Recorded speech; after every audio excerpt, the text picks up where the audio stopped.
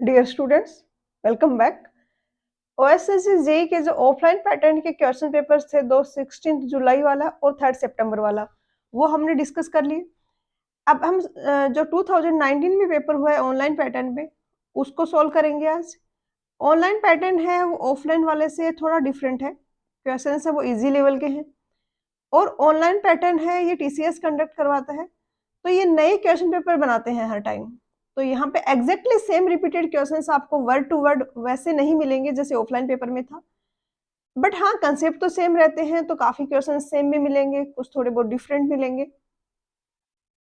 But questions थोड़े easy level के हैं, थ्योरेटिकल क्वेश्चंस हैं वो ज्यादा हैं। तो स्टार्ट करते हैं।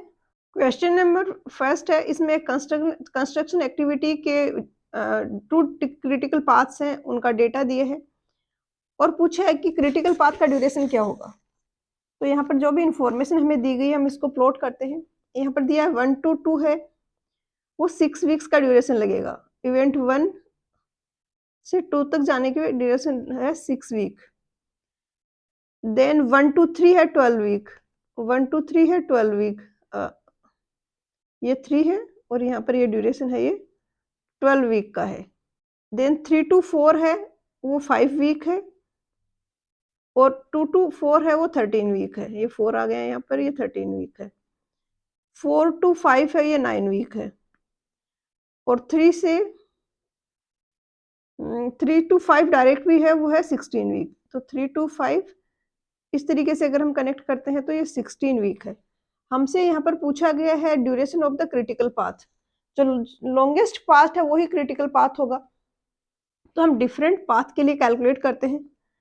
पहले अगर हम ये ऊपर वाला पाथ देखें कि 1 से 2 पे गए, 2 से 4 पे और 5 पे पहुंच गए, तो इस पाथ में क्या आएगा, 16 + 13 + 9 28 वीक आएगा।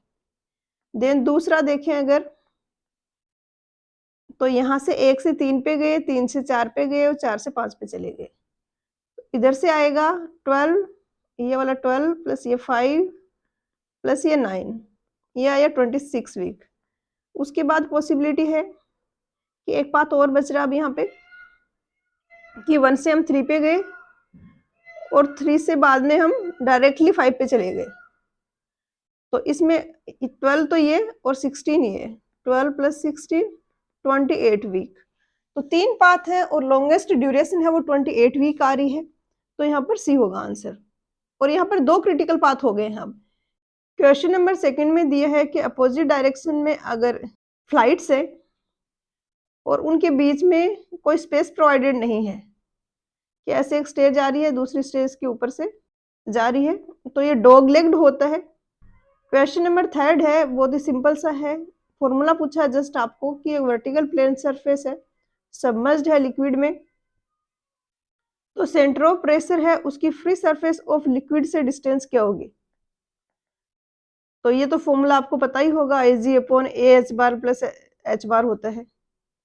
और इस टाइप के क्वेश्चंस में ये वो भी है कि दोनों साइड की इक्वेशंस है वो उनकी यूनिट है, जो इक्वेशन की लेफ्ट हैंड साइड है राइट हैंड साइड है, दोनों की यूनिट है वो सेम होती है। तो जैसे इधर मीटर है तो इधर भी मीटर होगा। तो काफी बार ये चीज भी काफी हेल्पफुल हो जाती है आपके लिए फॉर्मूला वाले क्वेश्चंस को आंसर करने में। क्वेश्चन नंबर फोर्थ में पूछा है कि वाटर का ट्रीटमेंट करने के लिए मोस्ट कॉमनली यूज्ड कोगुलेंट कौन सा है। तो एलएम है वो मोस्ट कॉमनली यूज्ड कोगुलेंट होता है। इसका फॉर्मूला होता है Al2SO4 ट्वाइस 18H2O। इसको एलएम बोलते हैं और एल्यूमिनियम सल्फेट भी बोला जाता है।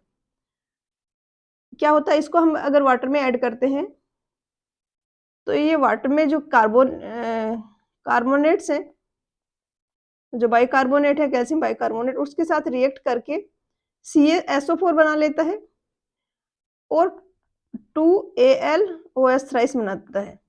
तो इसका स्टिकी नेचर होता है, यहाँ पर जो प्रेसिपिटेट बना रहा है इसका, तो जो भी पार्टिकल्स हैं वो सस्पेंडेड हैं वो उसके साथ अटैच हो जाएंगे और नीचे सेटल डाउन हो जाएंगे। बट इसमें प्रॉब्लम क्या होती है कि यहाँ पे CaSO4 बनता है और CaSO4 हमें पता है कि हार्डनेस कोज करता है, परमानेंट हार्डनेस। तो ये इसके ड्रॉबैक हो गए। यहाँ पर आंसर ऑप्शन ए हो जाएगा। क्वेश्चन नंबर 5 में दिया है कि आरसीसी की फुटिंग है कोई लिमिट स्टेट मेथड से अगर हम उसको डिजाइन कर रहे हैं तो वन वे शियर और टू वे शियर के लिए हम उसमें चेक लगाते हैं। हमसे पूछे है कि वन वे शियर के लिए क्रिटिकल सेक्शन कौन सा होगा, तो ये तो बहुत कॉमन क्वेश्चन है और बहुत ज्यादा रिपीटेड क्वेश्चन है। आईएएस कोड के कुछ इंपॉर्टेंट प्रोविजंस हैं जिन पर बहुत फ्रीक्वेंटली क्वेश्चंस पूछे जाते हैं। इस पर मैंने भी वीडियो बनाई है, ऊपर आई बटन में लिंक दिया गया है उसका। यहाँ पर क्या होगा, अगर ये कोई फुटिंग है, ये कोई कॉलम है और नीचे वाली इसकी ये फुटिंग है, तो इसमें दो चेक लगाते हैं। अगर वन वे शियर के लिए हम चेक करना है तो हम यहाँ से डी डिस्टेंस पे क्रिटिकल सेक्शन लेंगे कि यहाँ के अबाउट इस तरीके से फेल हो रहा है, इस लाइन के अबाउट, इस प्लेन के अबाउट। और टू वे शियर के लिए ऐसे लिया जाता है कि ये है इससे ये इतने डिस्टेंस पे, ये डिस्टेंस होती है d/2। तो d/2 डिस्टेंस पर हम एक फिर से एक इसके आउटर साइड में एक इस तरीके से उसी की शेप का एक बनेगा हमारे पास फेलियर सरफेस, और इसको बोलते हैं टू वे शियर या पंचिंग शियर। तो ये होगा आंसर। क्वेश्चन नंबर 6 में दिया है कि 13 मीटर की रेल है, उसमें स्लीपर डेंसिटी m+6 है, तो नंबर ऑफ स्लीपर्स पर रेल लेंथ कितने होंगे। तो 13 मीटर की रेल है, m+6 स्लीपर डेंसिटी होती है, मतलब जितनी लेंथ है उसमें 6 हम और ऐड करेंगे, मतलब 1 मीटर में एक तो स्लीपर लगी रहा है, उसके अलावा 6 स्लीपर और लगेंगे। यही इस तरीके इसको रिप्रेजेंट करने का तरीका होता है। तो 13 मीटर है, इसमें 13 तो हो गए प्लस 13 m हो गए और 13 + 6 18 हो गया। इसी तरीके से अगर फॉर एग्जांपल 14 मीटर की रेल होती तो 14 + 6 होता फिर, तो यहाँ पर सी हो जाएगा आंसर। क्वेश्चन नंबर 7 में दिया है कि स्टोरेज ऑफ सीमेंट के रिगार्डिंग कौन सा स्टेटमेंट यहाँ पर करेक्ट नहीं है। तो सीमेंट को जब स्टोर करते हैं तो वाटर टाइट और डैम्प प्रूफ फ्लोर होता है, वाटर टाइट शेड होता है, वाटर प्रूफ वॉल्स होते हैं, क्योंकि सीमेंट में अगर वाटर ऑब्जॉर्ब कर लिया तो उसकी स्ट्रेंथ बहुत ज़्यादा कम हो जाएगी। तो सीमेंट को बहुत अच्छे से स्टोर करना पड़ता है मॉइस्चर से बचा के। सेकंड में दिया है कि सीमेंट बैग है वो अराउंड 30 सेंटीमीटर वॉल्स की से 30 सेंटीमीटर की डिस्टेंस पे अरेंज करना है उनको, और इस तरीके से रखना है कि इजीली हैंडल कर सके। तो यहाँ पर दोनों स्टेटमेंट है करेक्ट है, और आईएस कोड है एक जिसमें ये सारी चीजें दी गई हैं, तो सी हो गया आंसर। क्वेश्चन नंबर 8 में दिए है कि डोरिज टेस्टिंग मशीन है, ये कौन सी प्रॉपर्टी स्टोन्स की चेक करने के लिए होता है। तो डोरिज और लॉस एंजेलिस है, ये एब्रेशन वैल्यू चेक करते हैं जो कि रिप्रेजेंट करता है हार्डनेस ऑफ स्टोन को। एक होता है एसिड टेस्ट जिसमें कि कैल्शियम कार्बोनेट की प्रेजेंस को चेक करते हैं। एक स्मिथ्स टेस्ट भी होता है जिसमें हम चेक करते हैं कि स्टोन में क्या कोई सोल्वेबल मैटर है। तो यहाँ पर आंसर हो जाएगा ऑप्शन ए। क्वेश्चन नंबर 9 में दिए है कि कोई प्रोजेक्ट नेटवर्क है, उसमें लेटेस्ट टाइम और अर्लीस्ट टाइम का डिफरेंस है वो क्या होता है। तो ये स्लैक टाइम होता है, ये एक्स्ट्रा टाइम है हमारे पास किसी एक्टिविटी के लिए, ये वो टाइम है जिससे हम एक्टिविटी को डिले कर सकते हैं, और कोई भी तो एक्टिविटी इससे अफेक्ट नहीं होगी, ना उसकी पहले वाली ना बाद वाली। तो बी होगा यहाँ पर आंसर। क्वेश्चन नंबर 10 में दिया है कि यहाँ पर स्टेटमेंट्स दिए हैं वो कौन सा करेक्ट है। फर्स्ट में दिया है कि गैंट चार्ट होता है, ये ग्राफिकल रिप्रेजेंटेशन है एक्टिविटीज का, जिसमें डिस्प्ले करते हैं हम एक पर्टिकुलर प्रोजेक्ट के टाइम को, मतलब पर्टिकुलर प्रोजेक्ट की एक्टिविटीज को डिस्प्ले करते हैं टाइम के साथ में। सेकंड में दिया है कि इन चार्ट्स में हर एक एक्टिविटी रिप्रेजेंट की जाती है एक बार से, और position and length of the bar है वो रिफ्लेक्ट करती है स्टार्ट डेट और एंड डेट को। तो हम देखते हैं कि कैसा होता है गैंट चार्ट। तो ऐसा ये डायग्राम होता है गैंट चार्ट, जिसमें यहाँ पर होता है टास्क का नाम लिखा है हमने, यहाँ पर लिखा है ड्यूरेशन, कि कोई प्रोजेक्ट है, इसका प्लानिंग है जनवरी मिड से स्टार्ट होगा और मार्च मिड में खत्म होगा। तो यहाँ पर जितना ज्यादा लॉन्ग होगी एक्टिविटी उतनी उसकी ड्यूरेशन ज्यादा है। तो स्टार्टिंग और एंड है, ये डिनोट करते हैं स्टार्ट होने का टाइम, एंड होने का टाइम, और इसकी लेंथ डिनोट करती है टाइम ड्यूरेशन। और इसी तरीके से रिसर्च है वो यहाँ से स्टार्ट होकर यहाँ पर एंड हो रहा है, डिजाइन यहाँ पर स्टार्ट हो रहा है अर्ली मार्च में और स्टेट हो रहा है एंड हो रहा है अप्रैल मिड के अराउंड। तो यहाँ पर दोनों ही स्टेटमेंट करेक्ट हैं, तो आंसर होगा कौन सा ऑप्शन गया पीछे, बोथ आर ट्रू। तो ए हो जाएगा आंसर। क्वेश्चन नंबर 11 में दिया है कि नेशनल बिल्डिंग कोड है, उसके अकॉर्डिंग मिनिमम हाइट डोरवेज की क्या होती है। तो ये तो ऐसी वैल्यूज है जो आपको याद रखनी है। 200 सेंटीमीटर होगी बी। क्वेश्चन नंबर 12 में दिए है कि बिल्डिंग का एरिया है, कौन सा एरिया है वो बिल्डिंग का, जो कि प्लिंथ एरिया का 50 to 60% होता है, और वो इंक्लूड करता है यूजफुल एरिया जैसे ड्राइंग रूम, डाइनिंग रूम, इन सबको। तो सारे ही एरिया यहाँ पर जो लिखे हैं डिफरेंट, इसको देखते हैं। सर्कुलेशन एरिया है, इसमें बिल्डिंग का वो एरिया आता है जो कि ट्रेवल के लिए, पेडिस्ट्रियन ट्रेवल के लिए हम यूज करते हैं, जैसे वरांडा हो गया, पोर्च हो गया, गैलरी हो गई।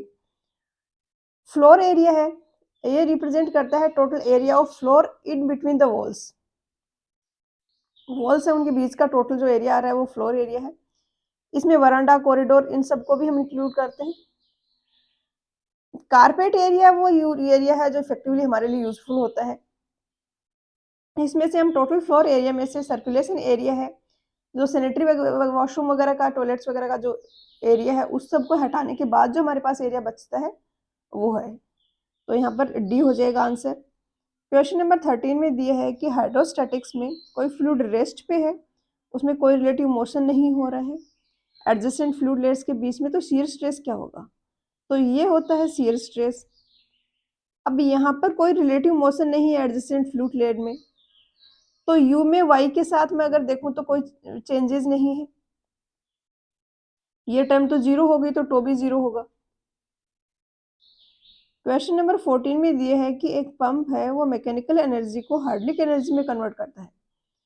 तो यहाँ पर कौन सा प्रिंसिपल है सेंट्रीफ्यूगल पंप में यूज किया जाता है ये एनर्जी में कन्वर्जन के लिए, इम्पार्ट करने के लिए एनर्जी को। तो ये प्रिंसिपल ऑफ फोर्स्ड वर्टेक्स होता है। इसमें क्या करते हैं, इस तरीके से एक वॉल्यूट कैसिंग होती है जिसमें हम फ्लूइड को, लिक्विड को एंटर कराते हैं और इसमें घुमाते हैं। इसको घुमाने से इसको एनर्जी मिलती है और उसके बाद हम इसको एग्जिट कराते हैं। तो ये इस एनर्जी के कारण काफी हाई हेड तक ये वाटर पहुंच जाता है। प्रिंसिपल क्या है फोर्स्ड वर्टेक्स का, कि एक्सटर्नल टॉर्क अप्लाई करते हैं फ्लूइड को रोटेट करने के लिए। कांस्टेंट एंगुलर वेलोसिटी से रोटेशन होता है इसमें। इसके अलावा यहाँ पर जो ऑप्शंस दिए हैं, principle of conservation of mass, ये तो आपको पता ही होगा कि कंटिन्यूटी इक्वेशन है, वहां पर हम इसको यूज करते हैं। Principle of conservation of momentum है, ये क्या कहता है कि mv जो है इसको हम मोमेंटम बोलते हैं। अगर कोई एक्सटर्नल फोर्स नहीं लग रहा है तो mv कांस्टेंट रहेगा, और अगर लग रहा है तो f है वो इक्वल होगा dmv/dt के। ये कहता है principle of conservation of momentum. Principle of veins जो डिस्प्लेसमेंट वाला है ये तो अलग ही है, ये वेवलेंथ वगैरह से रिलेटेड है, कि अगर डिफरेंट टेम्परेचर पे है कोई दो बॉडी, तो वो डिफरेंट टेम्परेचर का वेवलेंथ है, वो वेवलेंथ की वो इमिट करेंगी। तो इस तरीके से सी यहाँ पर आंसर हो गया है। फिफ्थ भी इजी है, यहाँ पर पूछा गया है कि रबी सीजन में जो एरिया इरिगेटेड है और खरीफ सीजन में है, उनका रेशियो है वो क्या उसको क्या कहते हैं हम। तो इसको क्रॉप रेशियो बोलते हैं। क्वेश्चन नंबर 16 में दिया है कि हाइड्रोलिक साइकिल है वो जनरली किस तरीके से एक्सप्रेस किया जाता है, कौन सी इक्वेशन से एक्सप्रेस करते हैं। तो प्रेसिपिटेशन है पी, ई इवोपोरेशन है, आर रन ऑफ है। तो प्रेसिपिटेशन है वो वाटर है जो कि आ रहा है अर्थ सरफेस पे, उसमें या तो इनफिल्टर होगा या इवोपोरेट होगा या रन ऑफ होगा। तो इनफिल्ट्रेशन का यहाँ पर कुछ दिया नहीं है, तो ये इक्वल किसके होगा, या तो रन ऑफ में जाएगा या तो इवोपोरेशन में जाएगा या रन ऑफ में जाएगा। तो P है वो E+R के इक्वल होगा। क्वेश्चन नंबर 17 में दिया है कि कोई प्योर वाटर सॉल्यूशन है, उनमें H+ आयन और OH- आयन्स है, इनका प्रोडक्ट किसके इक्वल होता है। तो इनका प्रोडक्ट है 10⁻⁻14 के इक्वल होता है। दूसरी बात, प्योर वाटर अगर है ना एसिड है ना एल्कलाइन है, तो H+ भी 10⁻⁻7 होगा और OH- भी 10⁻⁻7 होगा। अगर एसिडिक है तो H+ आयन की कंसंट्रेशन ज्यादा होगी, एल्कलाइन है तो OH- वाले की होगी। अगर तो यहाँ पर डी आ जाएगा आंसर। क्वेश्चन नंबर 18 में दिया है कि एक 3 हिंज्ड पैराबोलिक आर्च है जिसका स्पान L है, राइज H है, यूनिफॉर्मली डिस्ट्रीब्यूटेड लोड है उसमें W पर यूनिट रन का पूरे स्पान पे लग रहा है, तो कौन सा स्टेटमेंट करेक्ट है। 3 हिंज पैराबोलिक आर्च की एक प्रॉपर्टी होती है, ये पैराबोलिक आर्च है, एक हिंज इसमें यहाँ पर है, दो है वो यहाँ पर है। तो अब इसकी क्या प्रॉपर्टी होती है कि इसमें अगर किसी भी पॉइंट पे मैं mx निकालती हूँ तो वो 0 के इक्वल आता है। यहाँ पर किस किस के कारण मोमेंट आएगा, यूडीएल के कारण आएगा, वर्टिकल रिएक्शन के कारण आएगा, हॉरिजॉन्टल रिएक्शन के कारण आएगा। तो इसमें अगर आप इक्वेशन लिखोगे तो हर एक पॉइंट पर मोमेंट है वो 0 होगा। इक्वेशन हम कैसे लिख सकते हैं, सबसे पहले रिएक्शंस निकालेंगे। यूनिफॉर्मली डिस्ट्रीब्यूटेड लोड लग रहा है, दोनों सपोर्ट्स पे हाफ हाफ जाएगा। उसके बाद हम एच निकालेंगे। एच निकालने के लिए हम सी के अबाउट मोमेंट 0 कर देते हैं, क्योंकि हमें पता है कि सी पर तो हिंज है, तो इसके अबाउट कोई मोमेंट होगा नहीं। तो सी के अबाउट एक तो यूडीएल के कारण मोमेंट आ रहा है, दूसरा यहाँ पर जो रिएक्शन लग रही है इसके कारण आ रहा है, तीसरा यहाँ पर ये एच ए के कारण आ रहा है। तो इसके कारण को हम जो आ रहा है मोमेंट वो है क्लॉकवाइज, इसको पॉजिटिव ले लेते हैं। यूडीएल और एच ए के कारण आ रहा है उनको नेगेटिव ले लेते हैं। यूडीएल के कारण हो जाएगा WL/2 टोटल लोडिंग, और इसका सेंट्रोइड बीच में होगा, यहाँ से L/4 डिस्टेंस पे, minus H A into H, इसको 0 के इक्वल करके हमने निकाली है एच ए। अब हम mx की इक्वेशन लिख सकते हैं, क्या होगा उसमें VA के कारण आएगा WL/2 इंटू एक्स, इसी तरीके से एच ए के कारण आएगा और यूडीएल के कारण आएगा। इसमें हर एक पॉइंट पर बेंडिंग मोमेंट है वो 0 होता है। तो the arch is not subjected to any bending moment at any section, ये ऑप्शन ए हो जाएगा आंसर। 19 में दिया है कि एक कॉलम है जिसका साइज 400 mm इंटू 600 mm है, अनसपोर्टेड लेंथ 4 मीटर है, इफेक्टिवली हेल्ड है अपनी पोजीशन पे, रीस्टैंड भी है रोटेशन के अगेंस्ट, मतलब दोनों एंड है वो फिक्स्ड एंड है। तो पूछा है इफेक्टिव लेंथ क्या होगा, और चेक करना है कि कॉलम है वो शॉर्ट कॉलम है या लॉन्ग कॉलम है। तो दोनों एंड फिक्स्ड हो तो थ्योरेटिकली तो इफेक्टिव लेंथ 0.5 L होती है, और रिकमेंडेड है जो कोड में वो है 0.65 L। तो 0.65 इंटू 4 मीटर में है तो कन्वर्ट कर लेंगे mm में 4000, तो ये 2600 इफेक्टिव लेंथ आ गई हमारे पास। तो आंसर तो इतने में भी पता चल गया आपको, लेकिन अब आप निकाल भी सकते हो आगे कि शॉर्ट कॉलम होगा कि लॉन्ग होगा, उसके लिए LE/R का रेशियो कैलकुलेट करेंगे। तो 2600 डिवाइडेड बाई 400, दोनों से करेंगे, दोनों 400 और 600 दोनों के कॉरस्पॉन्डिंग ही 12 से कम होगा तो शॉर्ट कॉलम की कैटेगरी में आएगा। इसके लिए करेंगे और इसके लिए करेंगे, तो इसके लिए करेंगे तो 26/6, तो ये 12 से तो कम ही आएगा, तो ये शॉर्ट कॉलम होगा, सी होगा करेक्ट आंसर। क्वेश्चन नंबर 20 में दिया है कि कोई आरसीसी की बीम है, उसमें शियर रेनफोर्समेंट है, उसकी स्पेसिंग क्या होगी अगर जो शियर रेनफोर्समेंट है वो 45 डिग्री पे इंक्लाइंड है। तो इसमें कोड में दिया गया है कि अगर वर्टिकल स्टीरअप्स है तो उस केस में होता है 0.75 डी, और इंक्लाइंड अगर है तो इसमें होता है डीप डिस्टेंस स्पेसिंग। बट याद रखने में स्टूडेंट्स में मिस्टेक करते हैं, जैसे यहाँ पर भी जिस भी स्टूडेंट का ये है क्वेश्चन पेपर, इसने यहाँ पर 0.75 डी कर दिया है, जबकि करेक्ट आंसर था वो डी था। तो इस टाइप के क्वेश्चंस को जहाँ पर भी आपको याद रखने में दिक्कत आ रही है, आप थोड़ा डेप्थ में जाके उसको समझिए, तो फिर बाद में प्रॉब्लम नहीं होगी।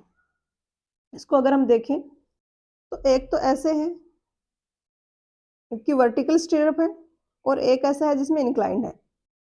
ये स्ट्रिप्स हम शियर एनफोर्समेंट के लिए देते हैं।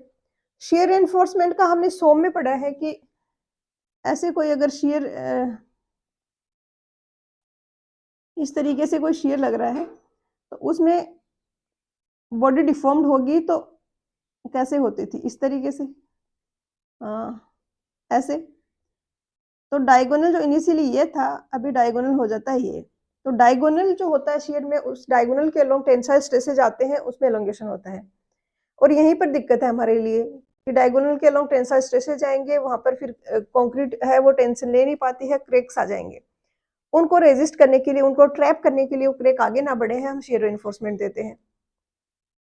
अब शियर रेनफोर्समेंट हम देंगे तो वर्टिकल स्ट्रिप्स हो सकती है, इंक्लाइंड हो सकती हैं। वर्टिकल है तो इस तरीके से होंगी, इंक्लाइंड होंगी तो फॉर एग्जांपल इस ऐसे किसी एंगल से इंक्लाइंड है, ये है, ये है, ये है। अब अगर एक क्रेक है वो डेवलप हो रहा है किसी एंगल थीटा पे,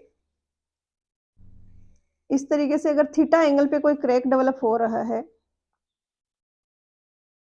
ये, तो कितनी नंबर ऑफ स्टीरअप्स इसको कट करेंगे वो इनकी स्पेसिंग पर भी डिपेंड करेगा, और ये वर्टिकल है कि इंक्लाइंड है, इस पर भी डिपेंड करेगा।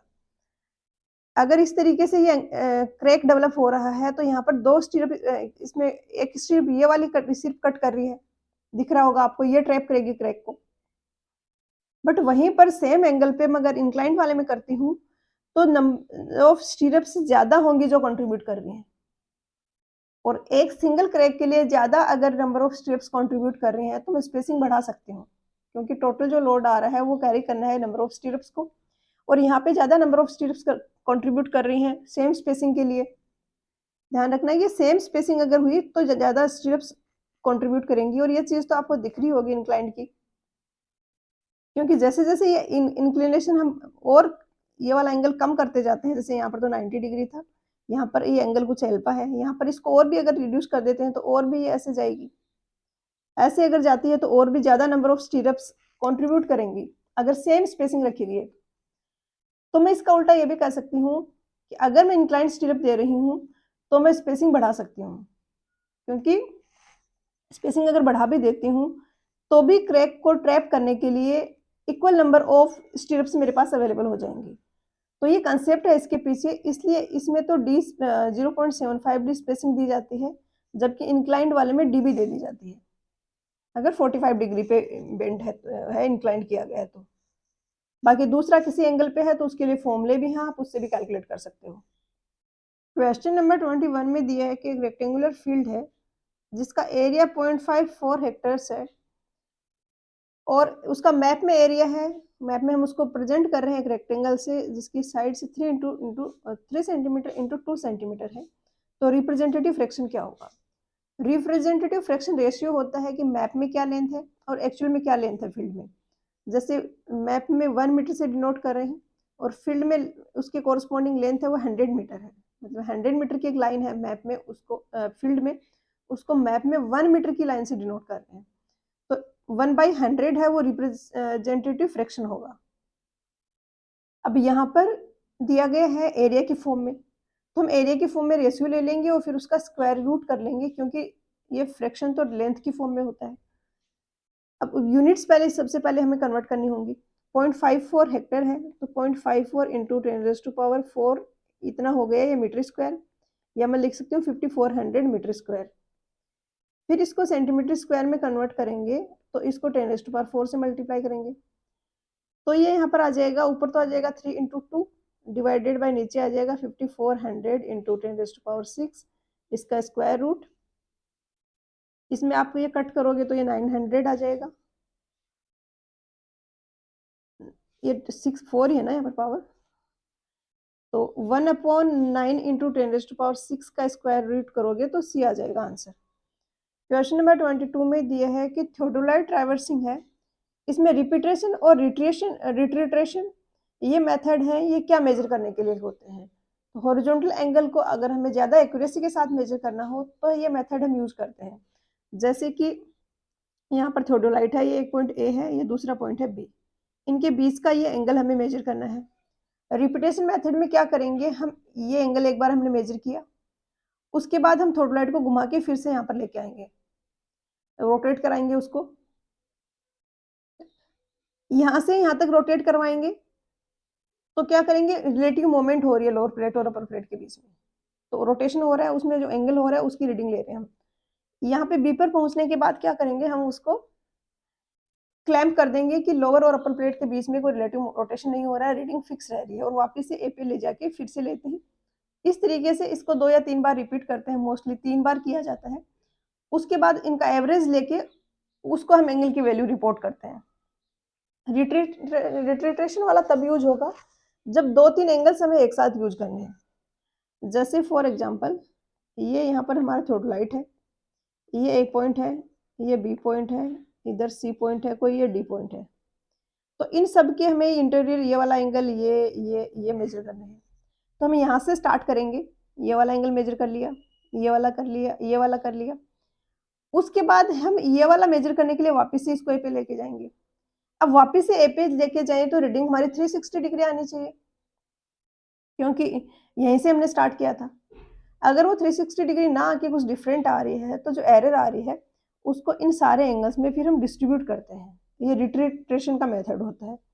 तो डी हो जाएगा यहाँ पर आंसर। क्वेश्चन नंबर 23 में दिया है कि विड्थ ऑफ कैरेज वे क्या होगा एक पेमेंट के लिए, मतलब desirable width of carriage way single lane road के लिए पूछा गया है।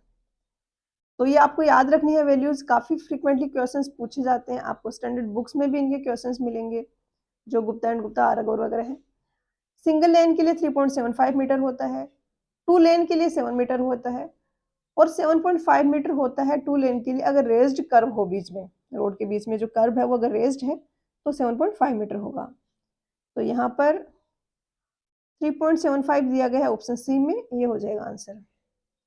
क्वेश्चन नंबर 24 में दिया है कि सब सरफेस को एक्सप्लोरेशन करने के लिए वो मेथड जिसमें कि हम होलो ट्यूब या स्टील की रोड को या आयरन की रोड को ड्राइव करते हैं ग्राउंड में तब तक जब तक हमें हार्ड स्ट्रेटम नहीं मिल जाए, तो ये प्रोबिंग होता है।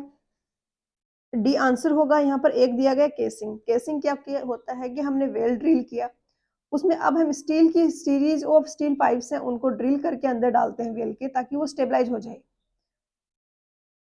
साउंडिंग है, ये एक प्रोसेस है जिसमें कि जो कोई रोड है उसको हम या तो प्रेस करते हैं या उसको ड्रिल करते हैं ग्राउंड सरफेस के अंदर, और डिफरेंट डिफरेंट जगह पे कितना उसको रेजिस्टेंस मिल रहा है, किस टाइप की रॉक्स मिल रही है, सॉइल मिल रही है, उसको है वो हम नोट करते हैं, डेटा कलेक्ट करते हैं।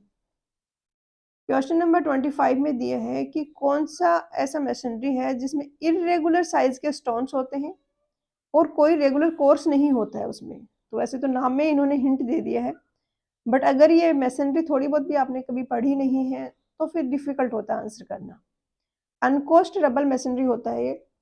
रबल मशीनरी है ये दो टाइप की होती है, एक होती है कोर्स्ड और एक अनकोस्ट। जैसे यहाँ पर आप देख रहे हो, इसमें आपको ये कोर्स दिख रहा होगा, एक ये कोर्स है, ये एक कोर्स है, इस तरीके से डिफरेंट कोर्स दिख रहे हैं जैसे ब्रिक में होता है। बट अनकोस्ट रबल मशीनरी है, उसमें कोई भी आप यहाँ पर कोर्स आइडेंटिफाई नहीं कर पाओगे, जो भी डिफरेंट साइज के स्टोन्स हैं बस उनको रख दिया है ऐसे ही। दूसरा ऑप्शंस में एक ड्राई रबल मशीनरी भी दिया है। तो ड्राई रबल मशीनरी क्या होता है कि इसमें हम कोई भी बाइंडिंग मटेरियल जैसे मोटार वगैरह यूज नहीं करते हैं, ड्राई स्टोन्स को ही प्रॉपर अच्छे से कॉम्पैक्ट करके रख दिया जाता है कि इंटरलॉकिंग अच्छे से हो जाए उनकी, और कोई बीच में मोटार वगैरह कुछ अप्लाई नहीं किया जाता है। तो सी आंसर हो गया। क्वेश्चन नंबर 26 में दिया है कि लॉन्ग और शॉर्ट वॉल मेथड है जो एस्टिमेशन का, उसमें लॉन्ग वॉल की लेंथ है वो सेंटर टू सेंटर डिस्टेंस में कितना ऐड करने के बाद हमें मिलती है।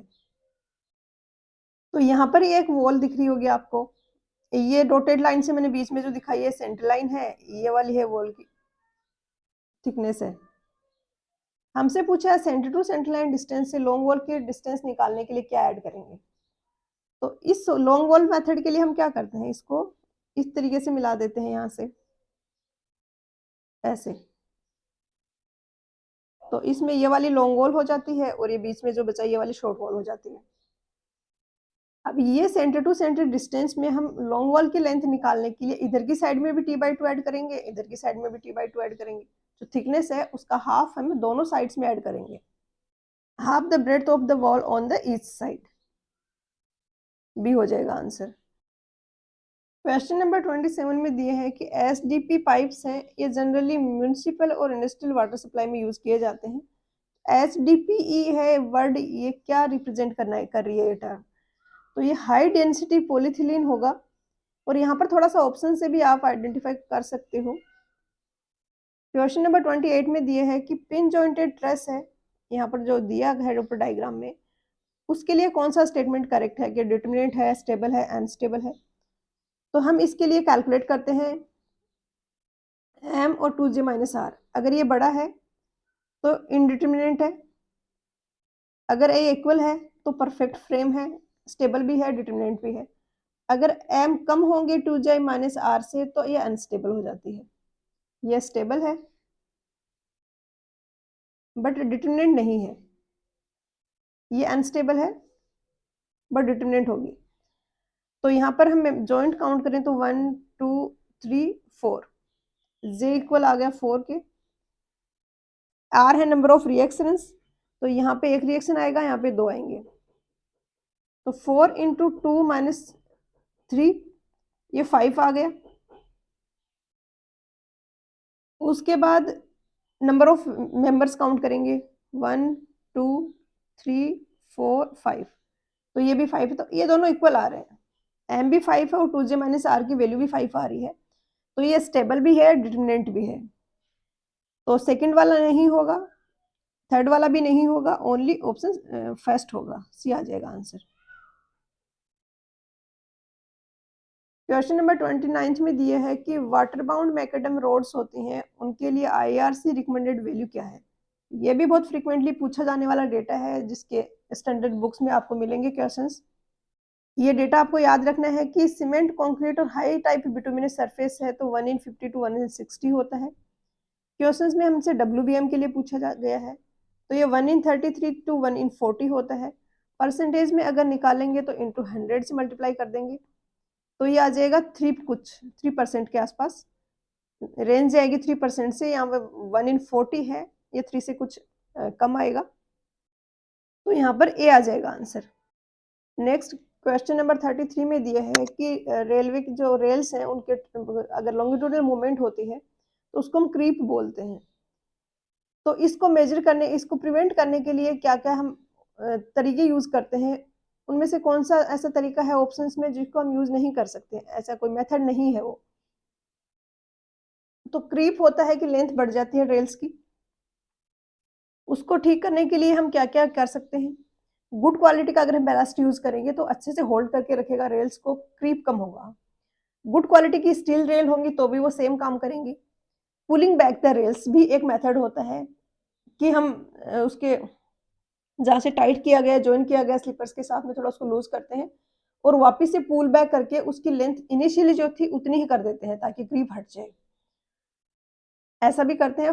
फोर्थ में दिया decreasing the number of sleepers पर रेल, तो ये तो क्वेश्चन इजी है, आपको इंडिकेशन मिल गया होगा कि नंबर ऑफ स्लीपर्स अगर कम करेंगे तो वो तो और कम होल्ड करके रख पाएंगे और क्रीप और ज्यादा होगा, तो डी हो गया आंसर। क्वेश्चन नंबर 31 में दिए है यहाँ पर कि फुल फॉर्म क्या होगी CPM की, तो ये तो बहुत ही इजी क्वेश्चन है। CPM होता है क्रिटिकल पाथ मेथड और PERT की फुल फॉर्म होती है project evaluation and review technique, तो यहाँ पर ए आ जाएगा आंसर। क्वेश्चन नंबर 32 में दिए है कि rate of change of discharge in the outlet to the rate of change of discharge in the distributing channel, इनके रेशियो को क्या बोलते हैं, तो ये हो गया DQ upon Q upon DQ upon Q, और कैपिटल Q रिप्रेजेंट कर रहा है डिस्ट्रीब्यूटर के डिस्चार्ज को, तो इनका रेशियो होता है, इसको हम फ्लेक्सिबिलिटी बोलते हैं। और अगर आउटलेट के डिस्चार्ज के रेट ऑफ चेंज के साथ में अगर हम रेशियो लेते हैं, rate of change of discharge sorry depth of in distributary, जो हेड है वाटर कोर्स पर एक्ट कर रहा है, जैसे कि ये इधर से हम देखें तो ये डिस्ट्रीब्यूटर का बॉटम है, ये डिस्ट्रीब्यूटरी है, अगर यहाँ पर आउटलेट दिया गया है तो ये डेप्थ है, ये डी है, इस डेप्थ का में जो चेंज हो रहा है उसका रेशियो लेते हैं DQ अपॉन QQ के साथ में, तो इस टर्म को रिप्रेजेंट करते हैं सेंसिटिविटी से। ये फ्लेक्सिबिलिटी है, ये सेंसिटिविटी है। सेंसिटिविटी रिप्रेजेंट कर रही है कि डिस्ट्रीब्यूटर में जो हेड है, जो वाटर लेवल है, वो चेंज करने से कैसे आउटलेट का डिस्चार्ज चेंज हो रहा है, तो यहाँ पर बी होगा आंसर। क्वेश्चन नंबर 33 में दिया है कि डिजाइन पर्पज के लिए शीयर रेनफोर्समेंट हम प्रोवाइड करवाते हैं RCC रेक्टेंगुलर बीम में, उसके रिगार्डिंग कौन सा स्टेटमेंट करेक्ट है। एक होता है नॉमिनल शीयर स्ट्रेस, कि हम कैलकुलेट करते हैं कि कितना शीयर स्ट्रेस आ रहा है बीम में। एक होता है डिजाइन शीयर स्ट्रेस, जिसकी कोड में टेबल दी गई है, M15 है तो ये होगा, M20 है तो ये होगा, M30 है तो ये होगा। अब अगर डिजाइन शीयर स्ट्रेस से कम हमारा नॉमिनल शीयर स्ट्रेस आ रहा है तो उसके लिए कोई शीयर एनफोर्समेंट रिक्वायर्ड नहीं होता, जो बीम है वो बिना किसी शीयर एनफोर्समेंट के भी वो शीयर ले लेगी। बट अगर नॉमिनल शीयर स्ट्रेस ज्यादा है शीयर स्ट्रेस से, तो V से हम रिप्रेजेंट करते हैं इसको नॉमिनल शीयर स्ट्रेस को, और टो C से करते हैं डिजाइन शीयर स्ट्रेस को। तो अगर टो V ग्रेटर देन है टो C से तो शीयर इन्फोर्समेंट दिया जाएगा, और कितने शीयर के लिए दिया जाएगा, two V minus two C into BD, B होगा करेक्ट आंसर। क्वेश्चन नंबर 34 में दिया है कि यहाँ पर ऑप्शंस दिए हैं, उनमें नेटवर्क एनालिसिस कंस्ट्रक्शन प्रोजेक्ट में कौन सा ऐसा है जो कि एक्टिविटी को रिप्रेजेंट कर रहा है। तो जैसे कि कोई काम कंप्लीट हुआ वो इवेंट होगा, जैसे कि स्लैब है वो डाल दी गई है या फॉर्मवर्क है वो हटाया, तो ये इवेंट हुए। स्लैब डाली जा रही है, ये प्रोसेस है, एक्टिविटी है। तो साइट सर्वे कंप्लीटेड इवेंट होगा। Masonry work in foundation is in progress, ये एक्टिविटी होगा। Concreting in foundation completed, excavation completed, ये सारे इवेंट्स होंगे। तो बी आएगा आंसर। 35 में डिफरेंट कंस्ट्रक्शन इक्विपमेंट्स दिए हैं, इनको मैच करना है। तो यहाँ पर क्या होगा, क्रेन है, ये हैवी जो थिंग्स होती हैं, मटेरियल होता है बिल्डिंग साइट पे, उनको लिफ्ट करने के काम में आती है। डी का होगा 3। डंपर और टिपर है, ये दोनों ही जो लूज मटेरियल है, बर्फ मटेरियल है, उसको साइट से कैरी करने के लिए काम में आते हैं। और ड्रैग लाइन है, एक्सक्वेट के लिए काम में आती है, deep down the earth. C answer हो गया। 36 में दिया है कि ड्यूटी है वो 80 डेज है, सॉरी ड्यूटी 1500 हेक्टेयर है, बेस पीरियड 80 डेज है। तो डेल्टा क्या होगा, तो यहाँ पर तो कुछ नहीं करना, आपको ये फॉर्मूला लगाना है। डी और ये मीटर में आएगा, अगर एमएम में कैलकुलेट करना है तो 1000 से डिवाइड कर दो, तो बी आ जाएगा आंसर। 37 में दिया है कि सील्ड इजेक्टर है जो हाइड्रोलिक स्ट्रक्चर में, वो कहाँ पर लोकेटेड होगा। तो ये बहुत ही अच्छा और कंसेप्चुअल क्वेश्चन है। इजेक्टर को ही एक्सट्रैक्टर भी बोला जाता है, और दूसरा होता है सील्ड एक्सक्लूडर, नाम में ही इसका आंसर छिपा हुआ है। बेसिकली जैसे कि ये है कोई डाइवर्जेंट स्ट्रक्चर है, यहाँ से आपकी कैनाल जा रही है, यहाँ पे वाटर स्टोर हो रहा है, इससे आप पानी सप्लाई कर रहे हो, ये कैनाल जा रही है। अब यहाँ पर एक होगा हेड रेगुलेटर, यहाँ पर दिया गया। एक्सक्लूडर क्या करता है, एक्सक्लूड करता है, जो पानी कैनाल में जा रहा है उसमें से सील्ट को एक्सक्लूड कर देता है। तो ये यहाँ पर अपस्ट्रीम में दिया जाएगा कैनाल हेड रेगुलेटर के। एक्सट्रैक्टर और रिजेक्टर क्या करते हैं, जो आ गया है सील्ट अब उसको वापस हटाने का काम करते हैं। तो इसको क्या करेंगे हम, आ गया उसको हटाने का काम करते हैं, तो डाउनस्ट्रीम में देंगे ना फिर हेड रेगुलेटर के कहीं पे आगे जाके। और दोनों का प्रिंसिपल सेम ही होता है कि लोअर जो लेयर है वाटर है, उसमें नीचे की जो लेयर्स है उनमें सेडिमेंट ज्यादा है, तो उसको हम डिस्पोज कर देते हैं हटा के। तो यहाँ पर डी आएगा आंसर। क्वेश्चन नंबर 38 में दिया है कि यहाँ पर ऑप्शन में जो दिखाया गया है ये कौन सा वेल्ड है। तो ये डबल वी बट वेल्ड है। अगर इस तरीके से होता है तो लैप जॉइंट होता है, और ये ओवरलैप नहीं कर रही हैं, बीच में थोड़ा बहुत गैप है, वहां पर हम वेल्ड कर रहे हैं तो बट वेल्ड होता है। बाकी अगर कौन कौन सी पॉसिबिलिटी होती है वेल्ड में, वो अगर हम देखें तो ऑप्शंस में एक तो कॉनकेव और कॉन्वेक्स दिया है। तो ऐसा होता है कॉनकेव और कॉन्वेक्स कि ये ऐसी से शेप बन रही है तो कॉनकेव है, ऐसा है तो कॉन्वेक्स है, ऐसा है तो कॉनकेव है।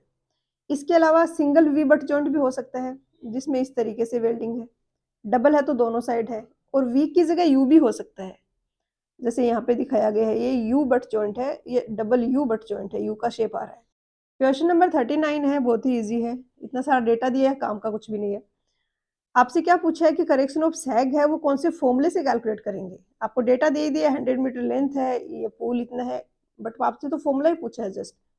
तो W²L/24P² होता है इसका फॉर्मूला, और नेगेटिव होता है करेक्शन। बी आ जाएगा आंसर। क्वेश्चन नंबर 40 में दिए है कि शोरिंग वो टेक्निक है जिसमें कोई टेम्परेरी स्ट्रक्चर है उसको हम कंस्ट्रक्ट करते हैं ताकि वो कोई अनसेफ स्ट्रक्चर है उसको टेम्परेरीली सपोर्ट कर पाए जब तक हम उसकी रिपेयरिंग वगैरह कर रहे हैं तब तक के लिए। इसके रिगार्ड में, इसके बारे में, एक टेम्परेरी इंक्लाइंड मेंबर होता है जो कि लेटरली सपोर्ट करता है अनसेफ वॉल को, उसको क्या बोलते हैं। तो इंक्लाइंड होता है वो रैकिंग होता है, और जो हॉरिजॉन्टल होगा उसको फ्लाइंग शोर बोला जाएगा। इस तरीके से है, देखो ये वॉल बनी हुई है, इसको हमें सपोर्ट करना है जब तक हम कंस्ट्रक्शन का काम, इसका रिपेयरिंग का काम कर रहे हैं। तो ये जो है इनको बोला जाता है फ्लाई शोर। वहीं पर अगर इस तरीके से मैं सपोर्ट्स लेटरली दूं, तो इनको इंक्लाइंड सपोर्ट दूं, तो उनको बोला जाएगा रेकिंग शोर। तो यहाँ पर आंसर आ गया ऑप्शन बी। क्वेश्चन नंबर 44 में पूछा है कि लेवलिंग में जब हम वर्टिकल डिस्टेंस कैलकुलेट करते हैं तो हम करेक्शंस लगाते हैं। अगर हॉरिजॉन्टल डिस्टेंस डी है दो स्टेशंस के बीच की, किलोमीटर में है ये डिस्टेंस, तो कंबाइंड करेक्शन क्या होगा, कर्वेचर के कारण और रिफ्रैक्शन के कारण। दो टाइप के करेक्शंस होते हैं, एक होता है करेक्शन ड्यू टू कर्वेचर, एक होता है correction due to refraction.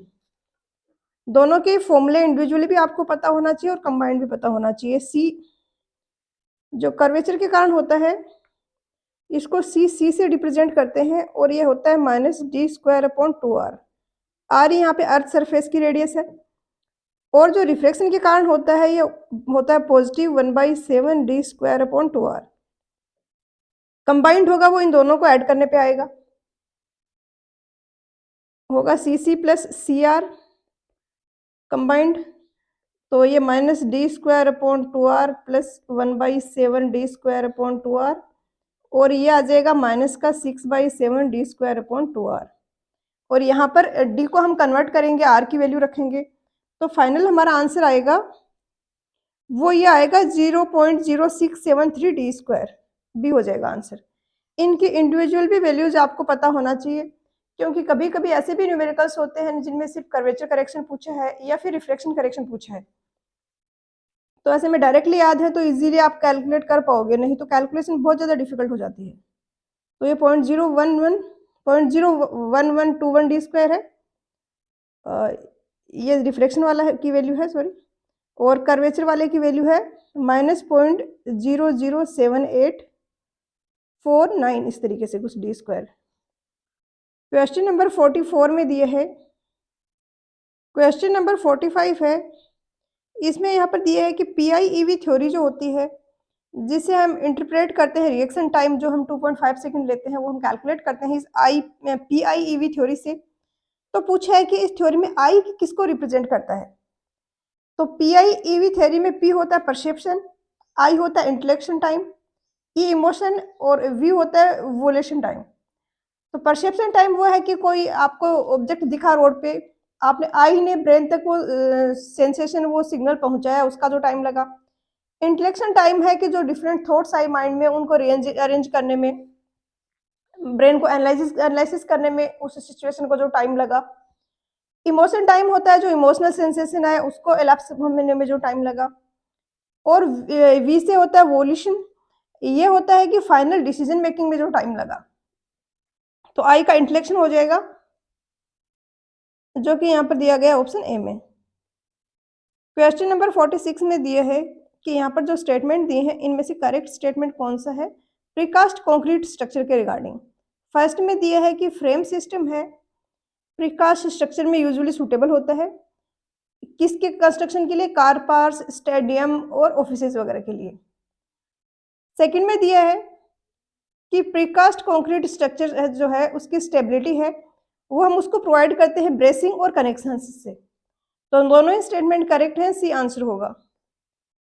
Question number 47 में दिया है कि एक प्लॉट है जिसकी डायमेंशन 15x20 मीटर दी गई है। बिल्डिंग बाइलॉज के अकॉर्डिंग जो परमिसेबल फ्लोर एरिया रेशियो है वो 2 है, तो मैक्सिमम बिल्टअप एरिया क्या होगा। फ्लोर एरिया रेशियो है कि जो बिल्टअप एरिया हो सकता है maximum divided by total area of plot. अब अगर एक फ्लोर की बिल्डिंग है तो सिंगल टाइम हम बिल्टअप एरिया लेंगे, अगर 2 फ्लोर है तो फिर एक फ्लोर का जो है उसका ट्वाइस हो जाएगा। This area divided by total area of plot. एक डायग्राम की हेल्प से देखोगे तो ज्यादा अच्छे से समझ आएगा। जैसे यहाँ पर एक प्लॉट है, इसके 1/4 में आपने एक स्टोरी बिल्डिंग बनाई हुई है, एक सिंगल स्टोरी। तो अब यहाँ पर ये रेशियो क्या हो जाएगा 0.25। दूसरे में है कि आपने 1/4 एरिया ही कवर किया है, अभी भी 3/4 एरिया प्लॉट का खाली पड़ा है, बट बिल्डिंग 2 फ्लोर की है। तो 1/4 प्लस 1/4 0.5 हो जाएगा। टोटल एरिया अगर ए है तो a/4 एक फ्लोर का, a/4 दूसरे फ्लोर का, तो ये 0.5 ए आ जाएगा divided by total area of plot, तो 0.5 का ही फैक्टर आ गया। इसी तरीके से अगर 4 स्टोरी है तो 1 हो जाएगा। यहाँ पर हमें दिया है कि फ्लोर एरिया रेशियो है वो 2 है, तो बिल्टअप एरिया क्या होगा, बिल्टअप एरिया होगा प्लॉट का जो एरिया है इसका ट्वाइस। तो 15 × 20 × 2 600 मीटर स्क्वायर होगा, ए होगा आंसर। ये कैसे हम अचीव कर सकते हैं पूरे एरिया में। फॉर एग्जांपल हमने बिल्टअप एरिया बना दिया और 2 स्टोरी बिल्डिंग बनाई, बट ऐसा होता नहीं है एक्चुअल में, क्योंकि बिल्डिंग बायलॉज के अकॉर्डिंग कुछ चारों तरफ आपको खाली एरिया भी छोड़ना पड़ता है। तो आपने आधे में बनाया और 2 स्टोरी 4 स्टोरी बिल्डिंग बना दी, आधा एरिया कवर किया इसका और उसमें 4 स्टोरी अगर बिल्डिंग बना दी, तो क्या होगा उस केस में 600 मीटर स्क्वायर बिल्टअप एरिया आ जाएगा। क्वेश्चन नंबर 48 में दिया है कि टर्बिडिटी है, ये मेजरमेंट है resistance of water to the passage of light through it, और इंडियन स्टैंडर्ड्स के अकॉर्डिंग परमिसिबल टर्बिडिटी की वैल्यू क्या होती है डोमेस्टिक सप्लाईज के लिए। तो ये तो पैरामीटर है जो आपको याद रखना होगा, डी आएगा यहाँ पर answer 5 to 10 ppm। Question number 49 में दिए है कि elastic modulus, strength, hardness, ductility, malleability, ये सारी की सारी मैकेनिकल प्रॉपर्टीज है मटेरियल की। सोम के मैंने कुछ लेक्चर्स पढ़ा में कवर किया हुआ है, आधा के आसपास सिलेबस, 4 लेक्चर हैं, उसमें मैंने ये सारी प्रॉपर्टीज को डिटेल में एक्सप्लेन किया है। काफ़ी कन्फाइंड वीडियोज हैं जहाँ पे आपको सिर्फ ऑब्जेक्टिव एग्जाम के लिए फोकस्ड कंटेंट मिलेगा, उसी के साथ में अच्छे अच्छे PYQs भी हमने सोल्व किए हुए हैं। तो सोम पे अगर आपको अपनी कमांड बनानी है तो वो सेशन आपके लिए बहुत ज़्यादा हेल्पफुल होंगे। अब यहाँ पर ये सब प्रॉपर्टीज दे दी, इसके बाद क्वेश्चन क्या पूछा है कि हुक्स लॉ है, उसके अकॉर्डिंग प्रोपोर्शनलिटी का जो कांस्टेंट होता है स्ट्रेस और स्ट्रेन के बीच में, वो कौन सा होता है। तो हुक्स लॉ वहाँ पर हमने पढ़ा कि स्ट्रेस है that will be proportional to strain.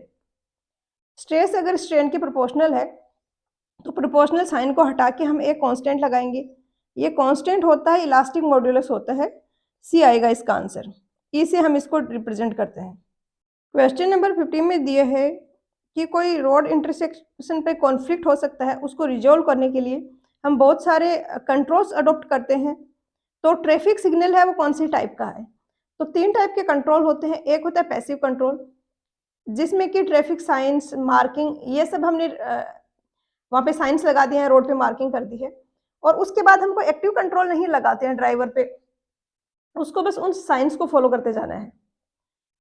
दूसरा होता है सेमी कंट्रोल, जैसे चैनलाइजेशन कर दिया, रोटरीज बना दी, तो अलग डायरेक्शन में जाने वाले व्हीकल्स के पाथ सेपरेट कर दिए, जो कॉन्फ्लिक्ट एरिया है उसको हमने कम कर दिया, तो ये सेमी कंट्रोल हो गया। थर्ड होता है एक्टिव कंट्रोल, जैसे कि कोई ट्रैफिक सिग्नल है तो ये एक्टिव कंट्रोल की कैटेगरी में आएगा, जहाँ पे हम एक्टिवली ड्राइवर का जो पाथ वगैरह है, उसका मूवमेंट है, उसको हम कंट्रोल कर रहे हैं। तो यहाँ पर सी हो जाएगा आंसर। 51 में दिया है कि कंस्ट्रक्शन इक्विपमेंट्स के रिगार्डिंग कौन सा यहाँ पर करेक्ट स्टेटमेंट है। कंस्ट्रक्शन इक्विपमेंट्स के क्वेश्चंस हैं, पर्सनली मुझे लगता है कि थोड़े कंफ्यूजिंग होते हैं, क्योंकि हर एक डिवाइस है उसकी अपनी प्रॉपर्टीज हैं और वो इतनी सिंपल नहीं है कि बिल्कुल बेसिक लेवल के क्वेश्चंस पूछे जाएं। दूसरी वो टर्म्स स्टूडेंट्स को समझ नहीं आ पाती, तो फिर वो नहीं उस चीज़ को विजुलाइज कर पाते कि एग्जैक्टली हो क्या रहा है फील्ड में। तो इस पे मैं शॉर्ट वीडियोस बना रही हूँ हर एक इंस्ट्रूमेंट पे, जैसे कि यहाँ पर ड्रैग लाइन की बात हो रही है, पावर शॉल की बात हो रही है, तो इनकी फंक्शनिंग कैसे होती है उसका 1-2 वीडियो अगर आप देख लोगे तो आपको ज़्यादा अच्छे से रिटेन हो पाएगा माइंड में और अच्छे से एनालाइज कर पाओगे आप सिचुएशन को। यहाँ पर दिए हैं स्टेटमेंट्स, फर्स्ट में दिए है कि पावर शॉल के कंपेरेटिवली ड्रैग लाइन का आउटपुट है वो ओनली 30% होता है अगर सेम साइज की बकेट हो दोनों में, तो इतना कम भी नहीं होता है ड्रैग लाइन का आउटपुट, ये होता है 75 to 80% of power shawl. Advantage क्या है ड्रैग लाइन के, ये पिट में नहीं जाना पड़ता है इसको एक्सक्वेट करने के लिए, बाहर खड़े खड़े पिट में एक्सक्वेशन कर सकती है, खुद के लेवल से नीचे एक्सक्वेशन कर सकती है, बहुत अच्छी प्रॉपर्टी है इसकी, एडवांटेज है। अंडर वाटर कंस्ट्रक्शन वो एक्सक्वेशन कर सकती है, और यहाँ पर अगर उसका बूम का हम साइज थोड़ा सा बढ़ा दें और डिस्टेंस कम है जिसमें हमें कि मूव करवाना है जो एक्सक्वेशन कर रहे हैं उस मटेरियल को, तो हमें डंपर वगैरह की जरूरत भी नहीं पड़ती, ड्रैग लाइन से हम खुद उसके ड्रैग लाइन ही एक जगह से एक्सक्वेट करते हैं, दूसरी जगह डिस्पोज कर देगी उसको। तो यहाँ पे फर्स्ट वाला स्टेटमेंट तो गलत हो गया। सेकंड में दिया है कि ड्रैग लाइन की साइज है वो स्पेसिफाई होती है size of bucket which is same as the dipper of the power shovel, तो पावर शॉल में भी मिट्टी जिसमें भरते हैं उसको डिपर बोला जाता है, और उसकी और ड्रैग लाइन की साइज है वो सेम होती है। तो फर्स्ट रॉन्ग है, सेकंड करेक्ट है, डी हो जाएगा आंसर। 52 में रीजंस दिए हैं और डिफेक्ट्स दिए हैं वुड के। यहाँ पर एक दिया है ये फोक्सीनेस, ड्रुक्सिनेस दिया है, रेडियल सेक्स दिए हैं। ड्रुक्सिनेस क्या होता है, जब कोई डिकेड स्पॉट है और वो fresh would say healthy would say ऊपर से कवर हो जाता है, कंसील हो जाता है, उसको ड्रुक्सिनेस बोला जाता है, बट व्हाइटिश सा वो एक डिकेड स्पॉट होता है और वो फंगी के अटैक के कारण बनता है। फॉक्सीनेस है, इसमें क्या डिस्कलरिंग हो जाती है और मैच्योरिटी ऑफ ट्री के कारण जो वुड है उसकी। तो यहाँ पर फंगी के कारण होगा ड्रुक्सिनेस, ए का होगा 3, बी का होगा 1, सी का होगा और मैच्योरिटी के कारण 2, सी का होगा 2 और बी का होगा 1 और 4। सीजनिंग के कारण रेडियल सेक्स भी आते हैं और डेडवुड भी होता है, सॉरी हनीकॉम्बिंग भी होता है। ओवर मैच्योरिटी के कारण एक तो आपका ये फॉक्सीनेस हो गया, उसके अलावा ये जो डेडवुड है ये भी सीजनिंग का ही डिफेक्ट है, तो यहाँ पर बी हो जाएगा आंसर। नेक्स्ट है इसमें 53, इसमें दिया कि एक विंडो को हम इस तरीके से डेजिग्नेट कर रहे हैं 10WS15, तो इंडियन स्टैंडर्ड के अकॉर्डिंग ये क्या रिप्रेजेंट कर रहा है। तो 10 को हम 10 से डिवाइड करेंगे तो एक हमें डायमेंशन मिलेगी और दूसरी डायमेंशन होगी 15 डिवाइडेड बाई 10, तो 1 मीटर इंटू 1.5 मीटर की विंडो ओपनिंग को ये रिप्रेजेंट करता है। सी आंसर हो गया। क्वेश्चन नंबर 54 में दिए है कि एक स्टैटिक फ्लूइड है, उसमें कोई कर्व्ड सरफेस है, वो अगर स्टैटिक फ्लूइड के कांटेक्ट में आ रही है तो टोटल प्रेशर यहाँ पर जो एक्ट कर रहा है वो किस डायरेक्शन में होगा। फ्लूइड मैकेनिक्स में जब मैंने आपको एक्सप्लेन किया है कि कर्व्ड सरफेस है उस पर जो फोर्सेस लग रहे हैं उसको कैसे फाइंड आउट करते हैं, तो मैंने वहां पर बताया था कि कर्व्ड सरफेस में हम एक सिंपल फॉर्मूले से नहीं फाइंड आउट करते जैसे इंक्लाइंड और वर्टिकल के लिए करते हैं। उसका रीजन यही है कि वर्टिकल है तो इसमें तो इस डायरेक्शन में फोर्स लगता है तो परपेंडिकुलर डायरेक्शन में लगता है, वर्टिकल हो या इंक्लाइंड हो या कर्व्ड हो, जो भी हाइड्रोस्टैटिक फोर्स है वो परपेंडिकुलर डायरेक्शन में है सरफेस के। तो यहाँ पर तो जो भी सरफेस के परपेंडिकुलर्स हैं उन सब की डायरेक्शन है वो सेम है, तो हम टोटल फोर्स फाइंड आउट कर सकते हैं क्योंकि सेम डायरेक्शन के फोर्सेज है। वर्टिकल में भी यही है, इंक्लाइन में भी यही है, बट कर्व्ड में क्या होगा, इस पर फोर्स ऐसे लगेगा, इस सरफेस पर फोर्स ऐसे लगेगा, बीच की सरफेस पे फोर्स ऐसे लगेगा, तो हर एक पॉइंट पर जो परपेंडिकुलर बन रहा है उसकी डायरेक्शन डिफरेंट है। इसके कारण हम इसको एक सिंगल फॉर्मूले से कैलकुलेट नहीं कर सकते, हम वर्टिकल फोर्सेज को अलग कैलकुलेट करते हैं, हॉरिजॉन्टल को अलग कैलकुलेट करते हैं। तो यहाँ पर तो सिर्फ आपसे डायरेक्शन ही पूछी गई है, नॉर्मल टू द सरफेस होगी ऑप्शन बी। कर्व्ड हो, वर्टिकल हो, हॉरिजॉन्टल हो, इंक्लाइंड हो, सबके लिए नॉर्मल टू द सरफेस ही होती है।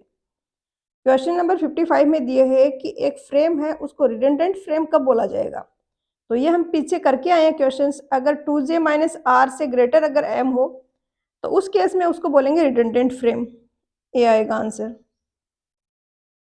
क्वेश्चन नंबर 56 में दिए है कि कोई फंक्शन है जैसे रिएक्शन, शियर, मोमेंट, उसकी इन्फ्लुएंस लाइन है उसको हम रिप्रेजेंट करते हैं, वो डिफ्लेक्टेड शेप जो हमें उस रिएक्शंस को रिलीज करने पर मिलेगी, जो स्ट्रक्चर जैसे कहीं पे सपोर्ट है उस पर रिएक्शन आ रहा है उसके कारण हमें इन्फ्लुएंस लाइन ड्रॉ करनी है, तो हम सपोर्ट को हटा के वहां पर यूनिट डिफ्लेक्शन दे देते हैं, तो अब जो शेप बनेगी वो इन्फ्लुएंस लाइन की शेप होगी।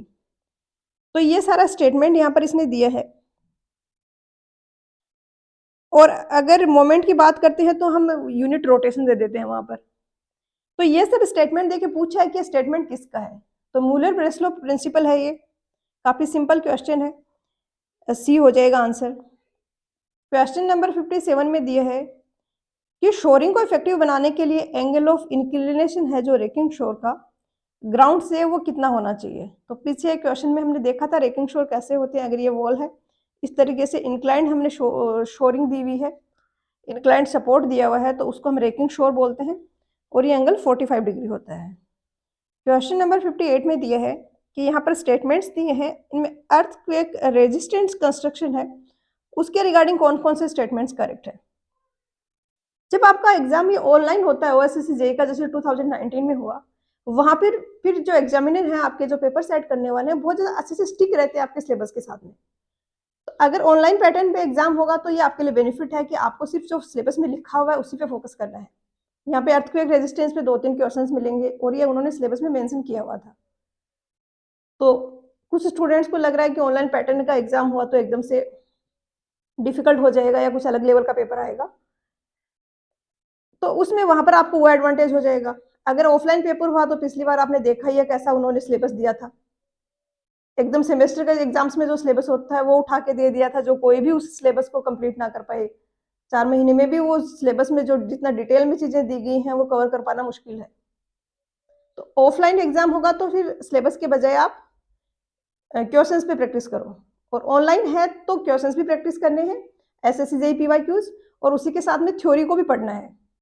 तो यहाँ पर दिया है कि फर्स्ट में base isolation is technique usually used world wide to secure a super structure from an earthquake, ये सही स्टेटमेंट है। सेकंड में दिया है कि IS 1893-2000 gives the criteria of earthquake resistant design of structures. इस टाइप के क्वेश्चंस में क्या होता है, बेस आइसोलेशन वाला ये टर्म इतनी फ्रिक्वेंटली यूज हुई या पढ़ी हुई नहीं होती है स्टूडेंट्स की। आपको सेकंड वाले का पता है कि हाँ ये तो करेक्ट है, तो ऐसे में आप चांस लीजिए इस टाइप के क्वेश्चंस में। जैसे आपको पता है सेकंड तो करेक्ट होगा, तो सेकंड करेक्ट होगा, या तो ये ऑप्शन होगा या ये होगा। अब यहाँ पर आपकी प्रोबेबिलिटी है 50% आपका क्वेश्चन करेक्ट होने की, मार्किंग ओनली 1/4 या 1/3 होती है। तो ऐसे में आपको क्वेश्चंस अटेम्प्ट करने चाहिए,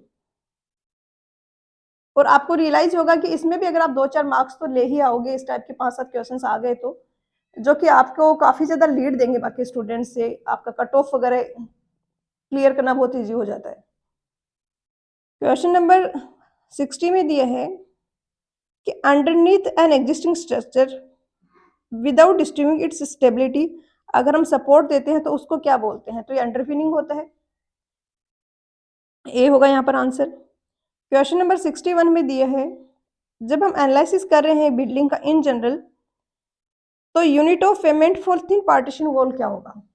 तो ये तो आपने एस्टिमेशन पढ़ा होगा तो पता होगा कि ये मीटर स्क्वायर होता है। और इस टाइप के क्वेश्चंस को करने के लिए आपको क्या करना है कि आप डिफरेंट जो स्टैंडर्ड आपको मिल जाएगा किसी एस्टिमेशन की बुक में या नोट्स में, मेजरमेंट की यूनिट्स दी होंगी। आपको 2 चीजें ध्यान में रखनी है। पहला तो कि अगर तीनों ही डायमेंशन सिग्निफिकेंट है, जैसे कि कोई यूजुअल थिक वॉल स्ट्रक्चर है, उसकी तीनों डायमेंशन सिग्निफिकेंट है, तो उसको मीटर क्यूब में करेंगे। जैसे प्लास्टिंग हो गया, थिन वॉल हो गया, ऐसे में उनकी थिकनेस तो बहुत ही मिनिमम है, तो ऐसे में मीटर स्क्वायर में मेजर करेंगे। कहीं पे आपको इस तरीका का कोई डायमेंशन है कि जिसमें एक ही डायमेंशन है वो सिग्निफिकेंट है, बाकी मिनिमम है, तो मीटर में करेंगे। तो जो भी जो स्टैंडर्ड केसेस हैं उनको एक बार आप नोट्स बुक से लिखिए और खुद से उनको लिखिए कि हाँ इसको मीटर क्यूब होगा, इसको मीटर स्क्वायर होगा। आपको ये जो मैंने बेसिक्स बताए इससे आप 80% तो हो जाएगा, 20% ऐसे होंगे जिनमें आप मिस्टेक करोगे, वो फिर आपको याद हो जाएगा हमेशा के लिए। इस पे क्वेश्चंस आपको मिलेंगे, काफ़ी सारे एग्जाम से पूछे जाते हैं, और मुझे तो लगता है बहुत सिंपल टॉपिक है, डुएबल है। तो यहाँ पर स्क्वायर मीटर सी हो गया आंसर। नेक्स्ट क्वेश्चन नंबर 62 में दिया है कि कोई स्लूस गेट है।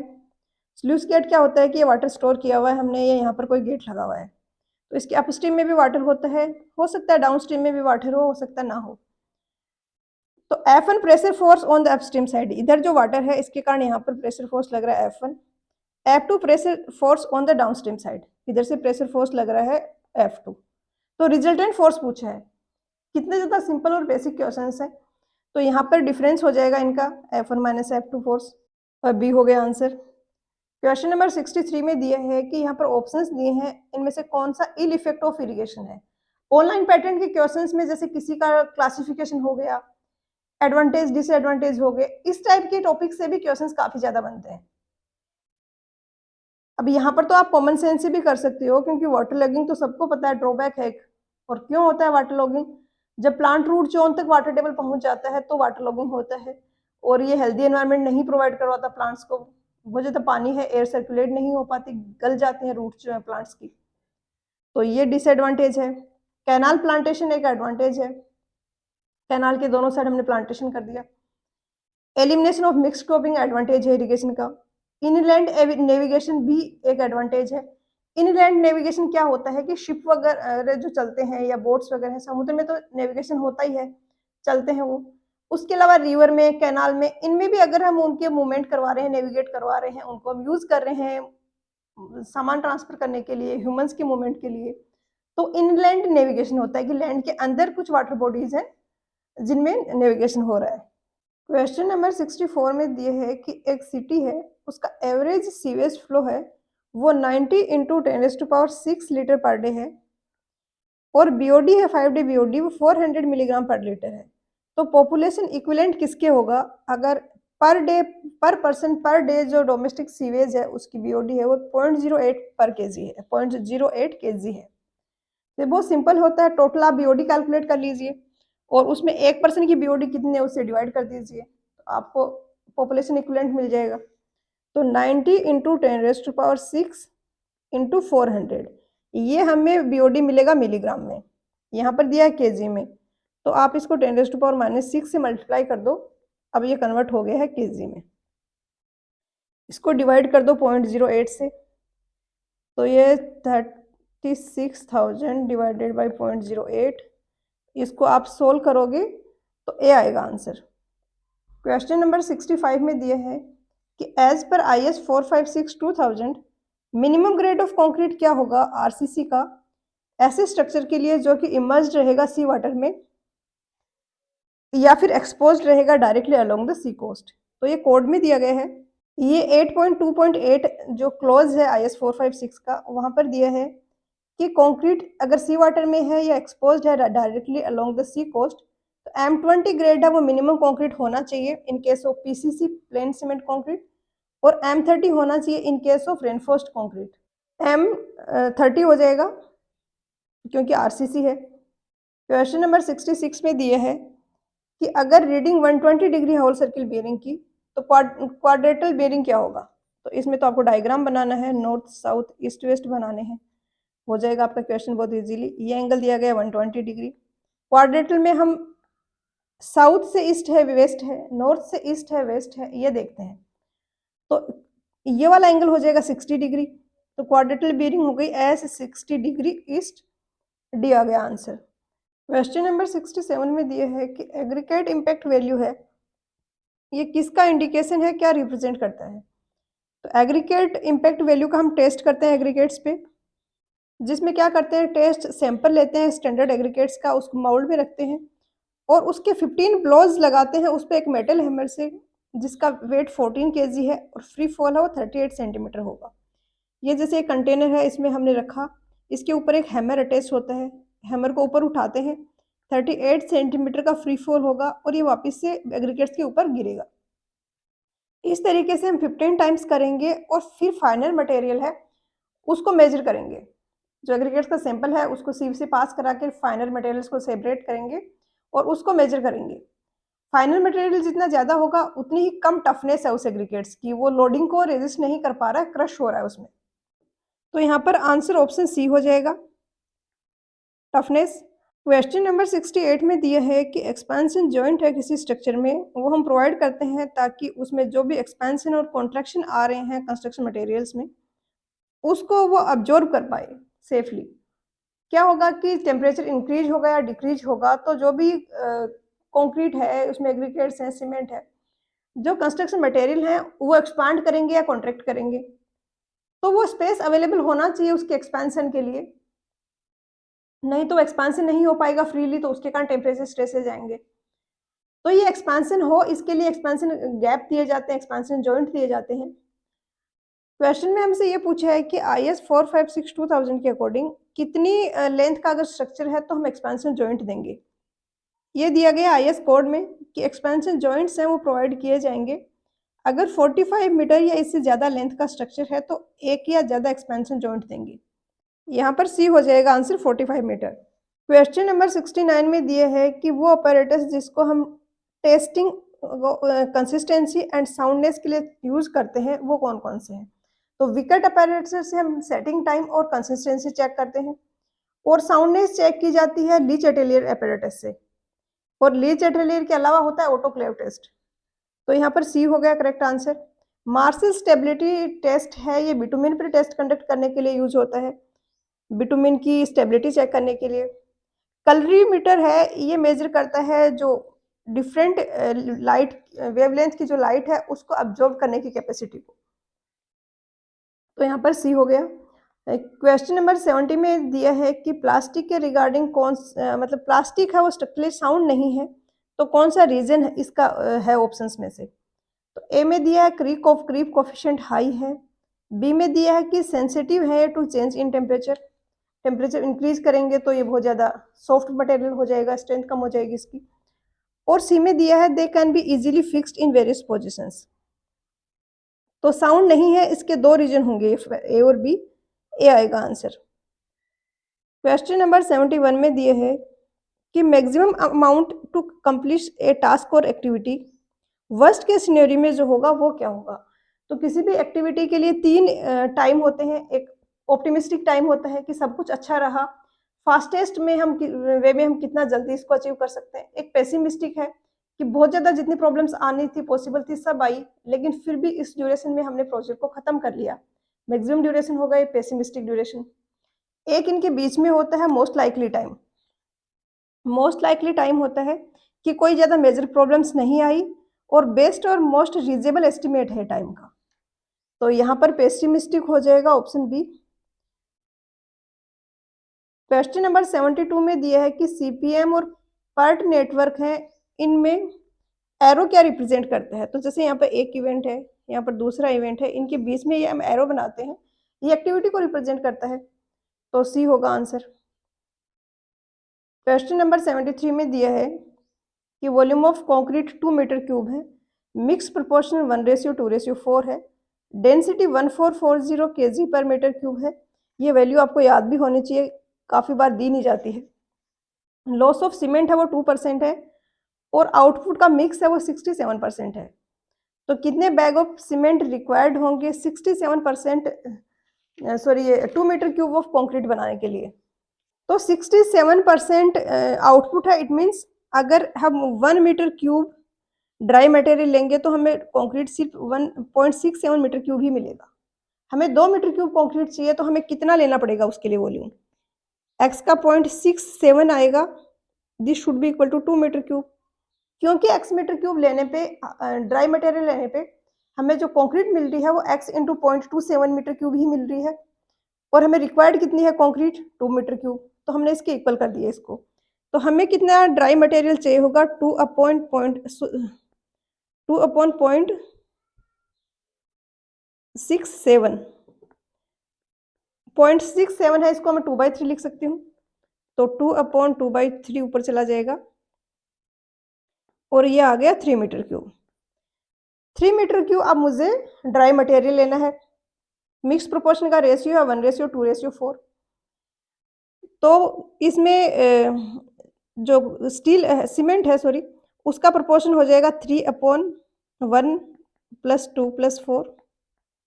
फाइन एग्रीगेट्स का पूछा जाएगा तो 3 × 2 डिवाइडेड बाई ये 7 आ रहा है, 7, ये वाला 7 आएगा। और अगर कोर्स एग्रीगेट का पूछेगा तो 3 × 4/7। तो हमसे ये वाला पूछा गया है।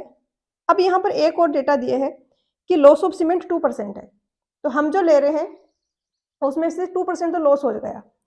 तो मान लिया कि हमने x मीटर क्यूब सीमेंट ली है, तो x का 0.98 शुड बी 0.98 से मल्टीप्लाई करने पे this should be equal to this, जो हमें सीमेंट चाहिए, मतलब हमें इतनी ही सीमेंट चाहिए पर 2% लॉस हो रहा है, तो उसके लिए हमें कुछ एक्स्ट्रा लेना पड़ेगा और वो एक्स्ट्रा होगा 3 × 7 × 0.98। ये तो आया है मीटर क्यूब में। आपको बैग्स पता करने हैं तो आपको केजी में चाहिए, क्योंकि हमें पता है कि एक बैग का वेट होता है 50 केजी होता है। तो इसको फिर आप डेंसिटी से मल्टीप्लाई कर दोगे। डेंसिटी आपका है ये केजी पर मीटर क्यूब में, तो इससे मल्टीप्लाई करोगे 1440 से, ये केजी पर मीटर क्यूब में है, तो अब आपके पास ये वेट आ जाएगा सीमेंट का। इसको आप 50 से डिवाइड करोगे तो आपके नंबर ऑफ बैग्स मिल जाएंगे। अब यहाँ पे एक इंपॉर्टेंट हिंट है आपके लिए कि 2% को आप इग्नोर भी कर रहे हो तो भी आप आंसर निकाल सकते हो, क्योंकि ऑप्शंस बहुत दूर है यहाँ पर। तो ये है 3/7 × 1440। 7 को आप इससे कैंसिल करोगे तो ये 0.98 है, ये आ जाएगा कुछ 205 पॉइंट कुछ आएगा। अब इससे आप अगर निकाल लोगे 0.98 को भी इग्नोर करके, पॉइंट के बाद जो आ रहा है उसको भी इग्नोर करके, तो उससे थोड़ी सी बड़ी वैल्यू होगी, वो आंसर होगा। क्योंकि आपने यहाँ पे 0.98 के बजाय 1 से डिवाइड किया है, 0.98 से डिवाइड करने पे ये वैल्यू कुछ बढ़ जाती, जो हमने 0.98 हटा दिया तो उतनी डिक्रीज हो गई। यहाँ पे भी पॉइंट में कुछ आता है यहाँ पर 205 के बाद में, क्योंकि अगर 1440 में हम 7 से डिवाइड करते हैं तो 2 तो ये आ गया, 4 आ गया, ये 0 आ गया, ये 0 है, तो ये 35/5 आ रहा है, तो ये यहाँ पे 7 हो रहा था। तो अगर आप 20 × 5 × 3 भी अगर करते हो तो इससे क्या आ रहा है आपका 15 और 615, इसको डिवाइड करो आप 50 से, तो ये 12 के आसपास आएगा। और आपको पता चल रहा है कि आपका आंसर इससे थोड़ा बड़ा होगा, क्योंकि आपने पॉइंट के आगे जो आ रहा था उसको हमने कंसिडर नहीं किया, नीचे 0.98 से डिवाइड करने के कारण भी ये वैल्यू कुछ बढ़ रही थी, हमने उसको भी कंसिडर नहीं किया। तो ये अप्रोक्सीमेशन टेक्निक है, ये यहाँ पर चल जाएगी, आपके काम में आएगी, बी आएगा आंसर। क्वेश्चन नंबर 74 में दिए है कि यहाँ पर जो स्टेटमेंट्स दिए हैं इनमें से कौन सा करेक्ट है। फर्स्ट में दिए है कि ब्रिक मशीनरी में अप्रोक्सीमेटली 500 ब्रिक्स रिक्वायर्ड होती हैं 1 cubic metre of brick work के लिए। 1 बैग ऑफ सीमेंट है, उसको हम कंसिडर करेंगे तो उसका 50 kg वेट होता है और 35 लीटर वॉल्यूम होता है। तो दोनों ही स्टेटमेंट करेक्ट है। इन पर तो आपने अगर क्वेश्चंस प्रैक्टिस किए होंगे तो आपने देखे होंगे, क्वेश्चंस हैं वो PYQs में, स्टैंडर्ड बुक्स में मिलते हैं इन टॉपिक्स पर। बेसिकली एक ब्रिक का मोटार अप्लाई करने के बाद डायमेंशन होता है 0.2 × 0.1 × 0.1।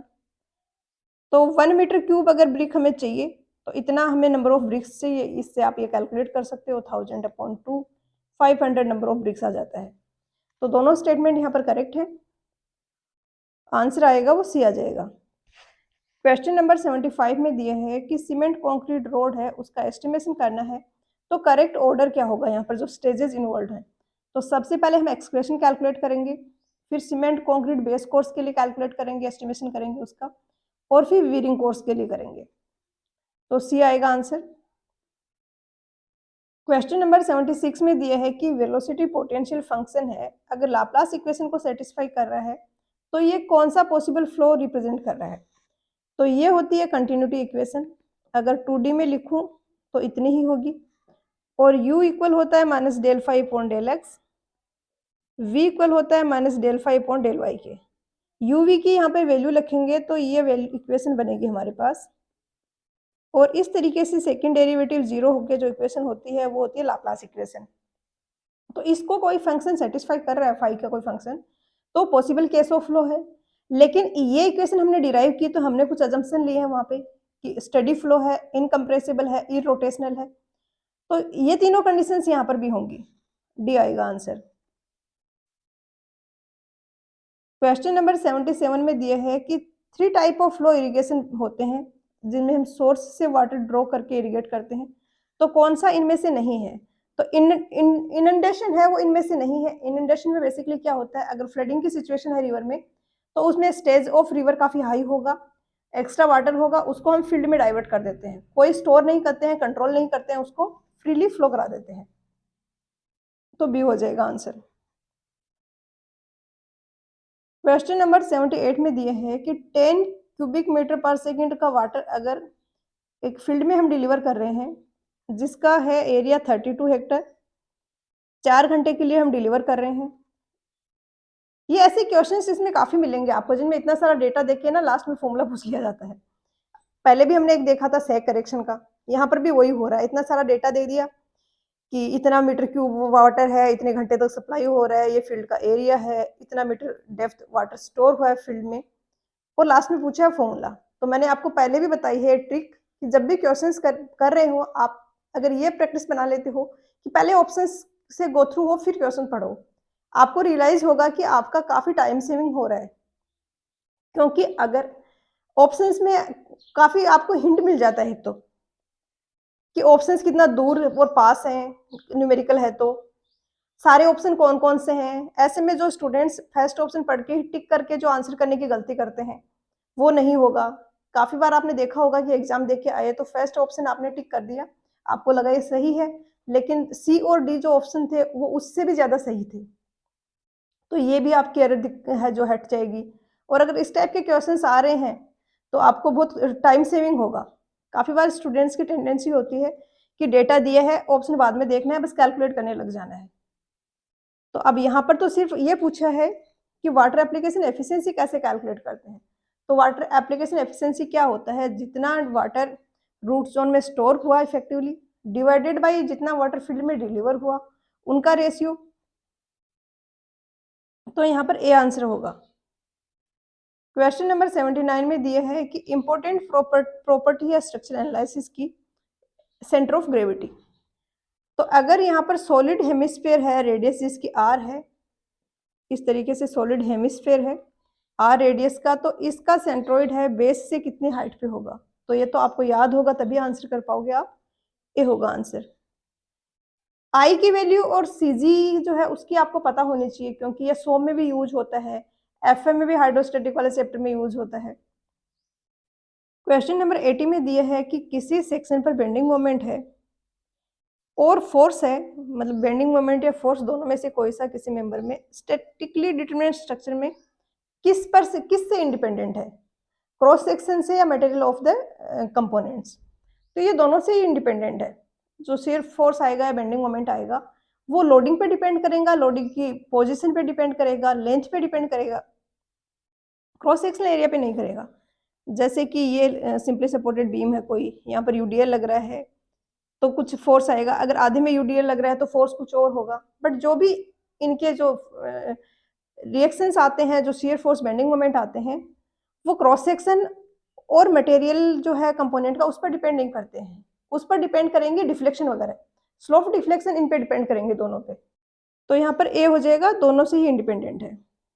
क्वेश्चन नंबर 81 में दिया है कि एक फिक्स्ड बीम है जिसका स्पैन ए बी है, लेंथ एल है, इस पर एक पॉइंट लोड लग रहा है सेंटर पे, इसकी फ्लेक्सर रिजिडिटी ई आई है, तो डिफ्लेक्शन क्या होगा सेंटर ऑफ द बीम पर। तो ये तो फॉर्मूला है, आपको याद रखना चाहिए। और यहाँ पर मैं आपको थोड़ा हिंट भी बता देती हूँ याद रखने का। ये सिंपली सपोर्टेड वाला तो आपको याद होता ही है मोस्टली, कि इस तरीके से पॉइंट लोड है तो डब्ल्यू एल क्यूब अपॉन 48 ई आई होता है।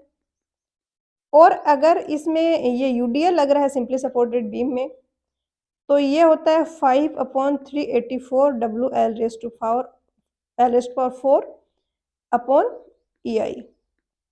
अगर सिंपली सपोर्टेड की जगह फिक्स्ड सपोर्ट होगा तो यूडीएल के लिए इसका 1/5 हो जाएगा, जो सिंपली सपोर्टेड के लिए आ रहा है उसका 1/5 हो जाएगा।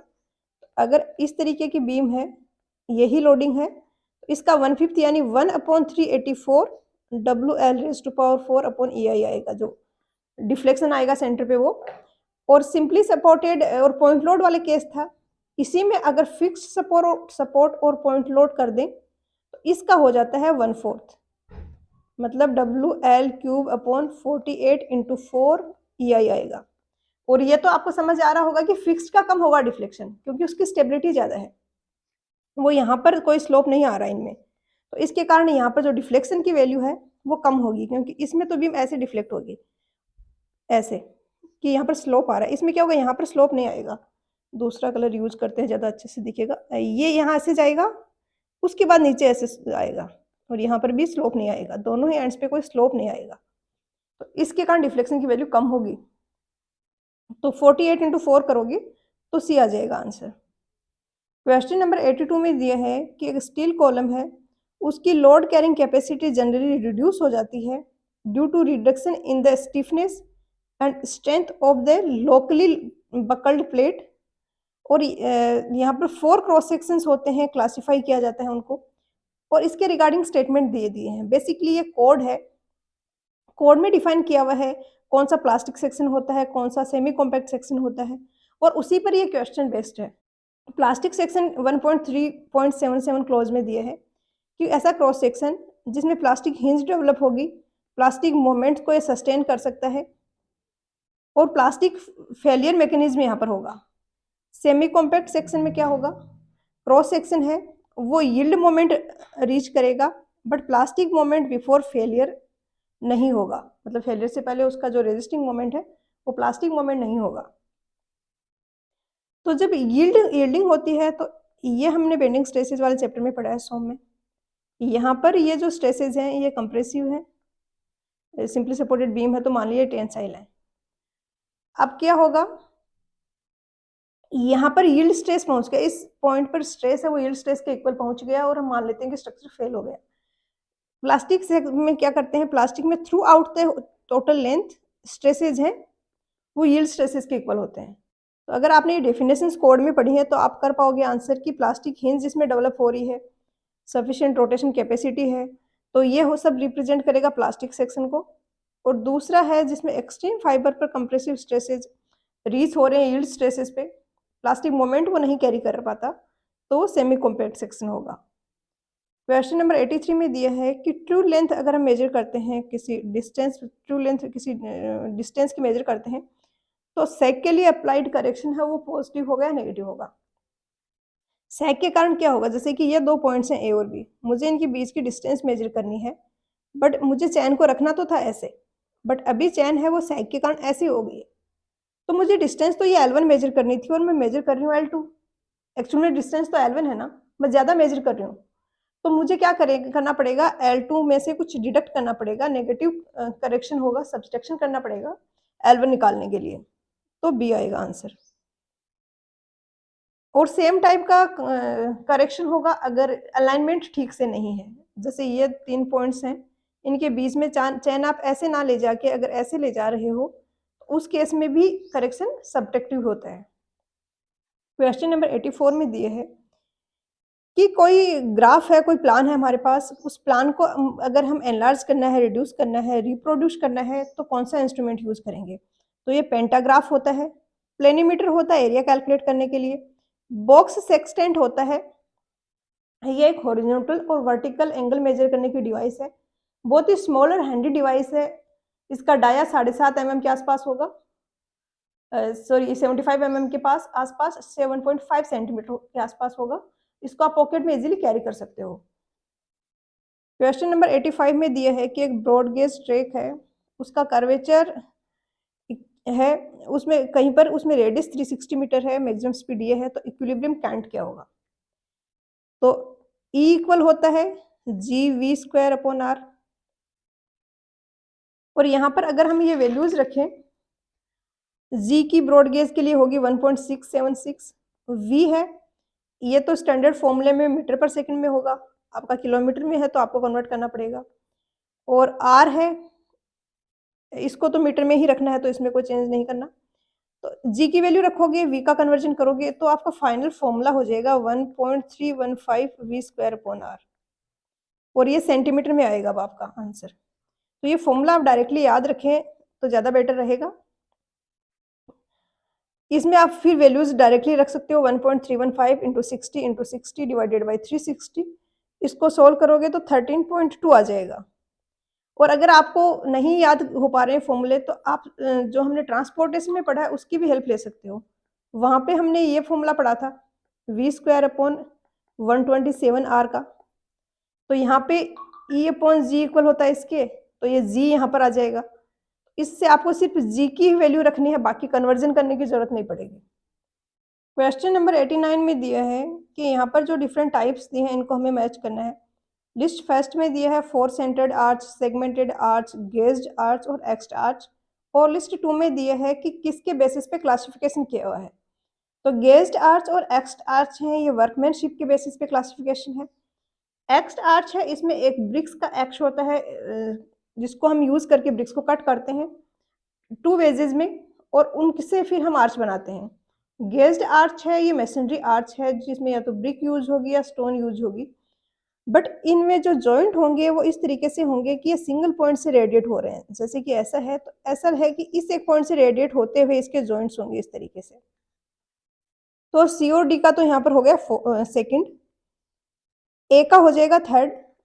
4 सेंटर्ड आर्च मतलब 4 आर्क यहाँ पर मिलके इस आर्च को बना रहे हैं, आर्क क्या हो गया, सर्किल का एक कुछ पार्ट है उसको हम आर्क बोलते हैं, और बी है जो सेगमेंटेड आर्च, इसका हो जाएगा बेस्ड ऑन शेप, तो बी हो गया आंसर।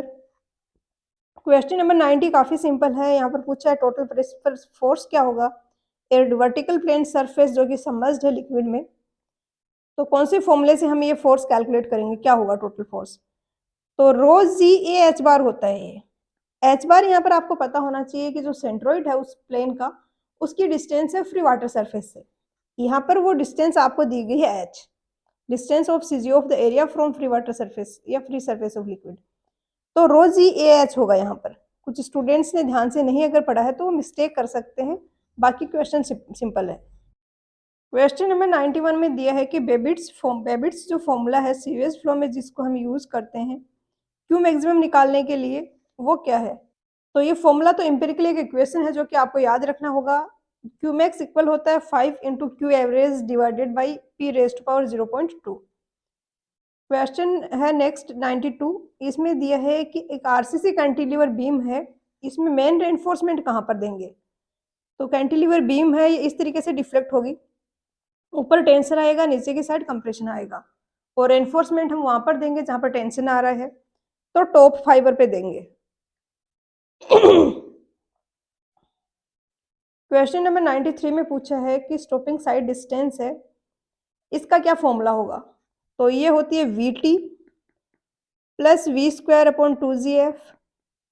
टी यहाँ पर रिएक्शन टाइम है, तो VT तो वो डिस्टेंस है जो रिएक्शन टाइम में डिस्टेंस ट्रेवल करी, और उसके बाद ब्रेक लगाने के बाद जो डिस्टेंस ट्रेवल करी वो है वी स्क्वायर अपॉन 2GF। तो यहाँ पर सी होगा आंसर। क्वेश्चन नंबर 94 में दिए है कि वाइड डीप क्रैक है अगर कंक्रीट स्ट्रक्चर में, तो उसको कौन से प्रोसेस से हम रिपेयर करते हैं? तो ग्राउटिंग का प्रोसेस होता है ये। ग्राउटिंग में एक थिक मिक्सचर होता है सीमेंट और सैंड का वाटर के साथ में, उसको हम फिल कर देते हैं उन गैप्स में, तो ए हो जाएगा यहाँ पर आंसर। क्वेश्चन नंबर 95 में दिए है कि ब्यूरो ऑफ इंडियन स्टैंडर्ड का ये जो दिया गया है 1077/1992, इसके अकॉर्डिंग स्टैंडर्ड मॉड्यूलर साइज क्या होता है ब्रिक का? तो ये 190 इंटू 90 इंटू 90 होता है, बी यहाँ पर आंसर होगा। क्वेश्चन नंबर 96 में दिए है कि IS 1893/2002 ये किसका कोड है? तो ये अर्थक्वेक रेजिस्टेंस डिजाइन के लिए कोड है, बी होगा आंसर। क्वेश्चन नंबर 97 में दिए है कि सेंट्रीफ्यूगल पंप में सक्शन हेड और डिलीवरी हेड के सम को क्या बोलते हैं? तो इनका जो टोटल होता है वो स्टैटिक हेड होता है, और मैनोमेट्रिक हेड होता है कि जो हेड इम्पार्ट कर रहा है पंप लिक्विड को, मतलब उसके इनलेट पे जो हेड है और आउटलेट पे जो हेड है उनका डिफरेंस। क्वेश्चन नंबर 98 में दिए हैं कि स्ट्रीट इनलेट्स हैं वो ओपनिंग है जिनको हम स्ट्रेट सीवर लाइंस में कंस्ट्रक्ट करते हैं दो मैन होल्स के बीच में, ताकि हम वहाँ पे लैंप इंसर्ट करके ये चेक कर सकें कि वो लाइन है वो स्ट्रेट है या नहीं है, उसमें कोई ऑब्स्ट्रक्शन तो नहीं है। तो ये होता है लैंप होल, ये स्ट्रीट इनलेट नहीं होता है, तो ये स्टेटमेंट गलत है। सेकंड में दिया है कि फ्लशिंग मैन होल हैं, ये लोकेटेड होते हैं at the head of a sewer to flush out the deposits in the sewer with water, तो ये करेक्ट स्टेटमेंट है। स्ट्रीट इनलेट्स क्या होते हैं? जो पासेज होते हैं, ओपनिंग होती है जो प्रोवाइड की जाती है कि स्ट्रॉन्ग वाटर है जो रोड पे स्ट्रीट पे वो उसमें चले जाए ड्रेनेज में, उसके लिए जो इनलेट दिए जाते हैं वो स्ट्रीट इनलेट्स होते हैं, और ये लोकेटेड होते हैं by the sides of the road payment with maximum spacing of 30 metre, और ये लैंप होल होते हैं जो स्टेटमेंट में दिया है वो। क्वेश्चन नंबर 99 में दिया है कि इन जनरल जो स्टील स्ट्रक्चर्स होते हैं हॉट रोल्ड स्टील सेक्शन से बने होते हैं, तो हॉट रोल्ड स्टील सेक्शंस में ISNT क्या रिप्रेजेंट करता है? तो Indian standard rolled normal T bars हैं। इसके अलावा ISLT भी होता है, ये रिप्रेजेंट करता है लाइट टी बार। ISJT होता है जूनियर टी बार। इसी तरीके से बीम्स में भी ISJB होता है जोइस्ट या जूनियर बीम। ISLB यानी Indian standard light beam, M medium के लिए होता है। ISHB भी होता है हैवी बीम। ISWB भी होता है वाइड बीम। तो ए आंसर हो गया इसका। क्वेश्चन नंबर 100 है, लास्ट क्वेश्चन है इस पेपर का। इसमें दिया कि इंजीनियर चैन है इसकी लेंथ क्या होती है? तो मीट्रिक चैन की लेंथ 30 मीटर या 20 मीटर होती है। इंजीनियर चैन की 100 फीट होती है। गंटर्स चैन की है वो 66 फीट होती है। तो आज के लेक्चर में इतना ही, मिलते हैं नेक्स्ट लेक्चर में। पढ़ाई करते रहिए, ऑल द वेरी बेस्ट।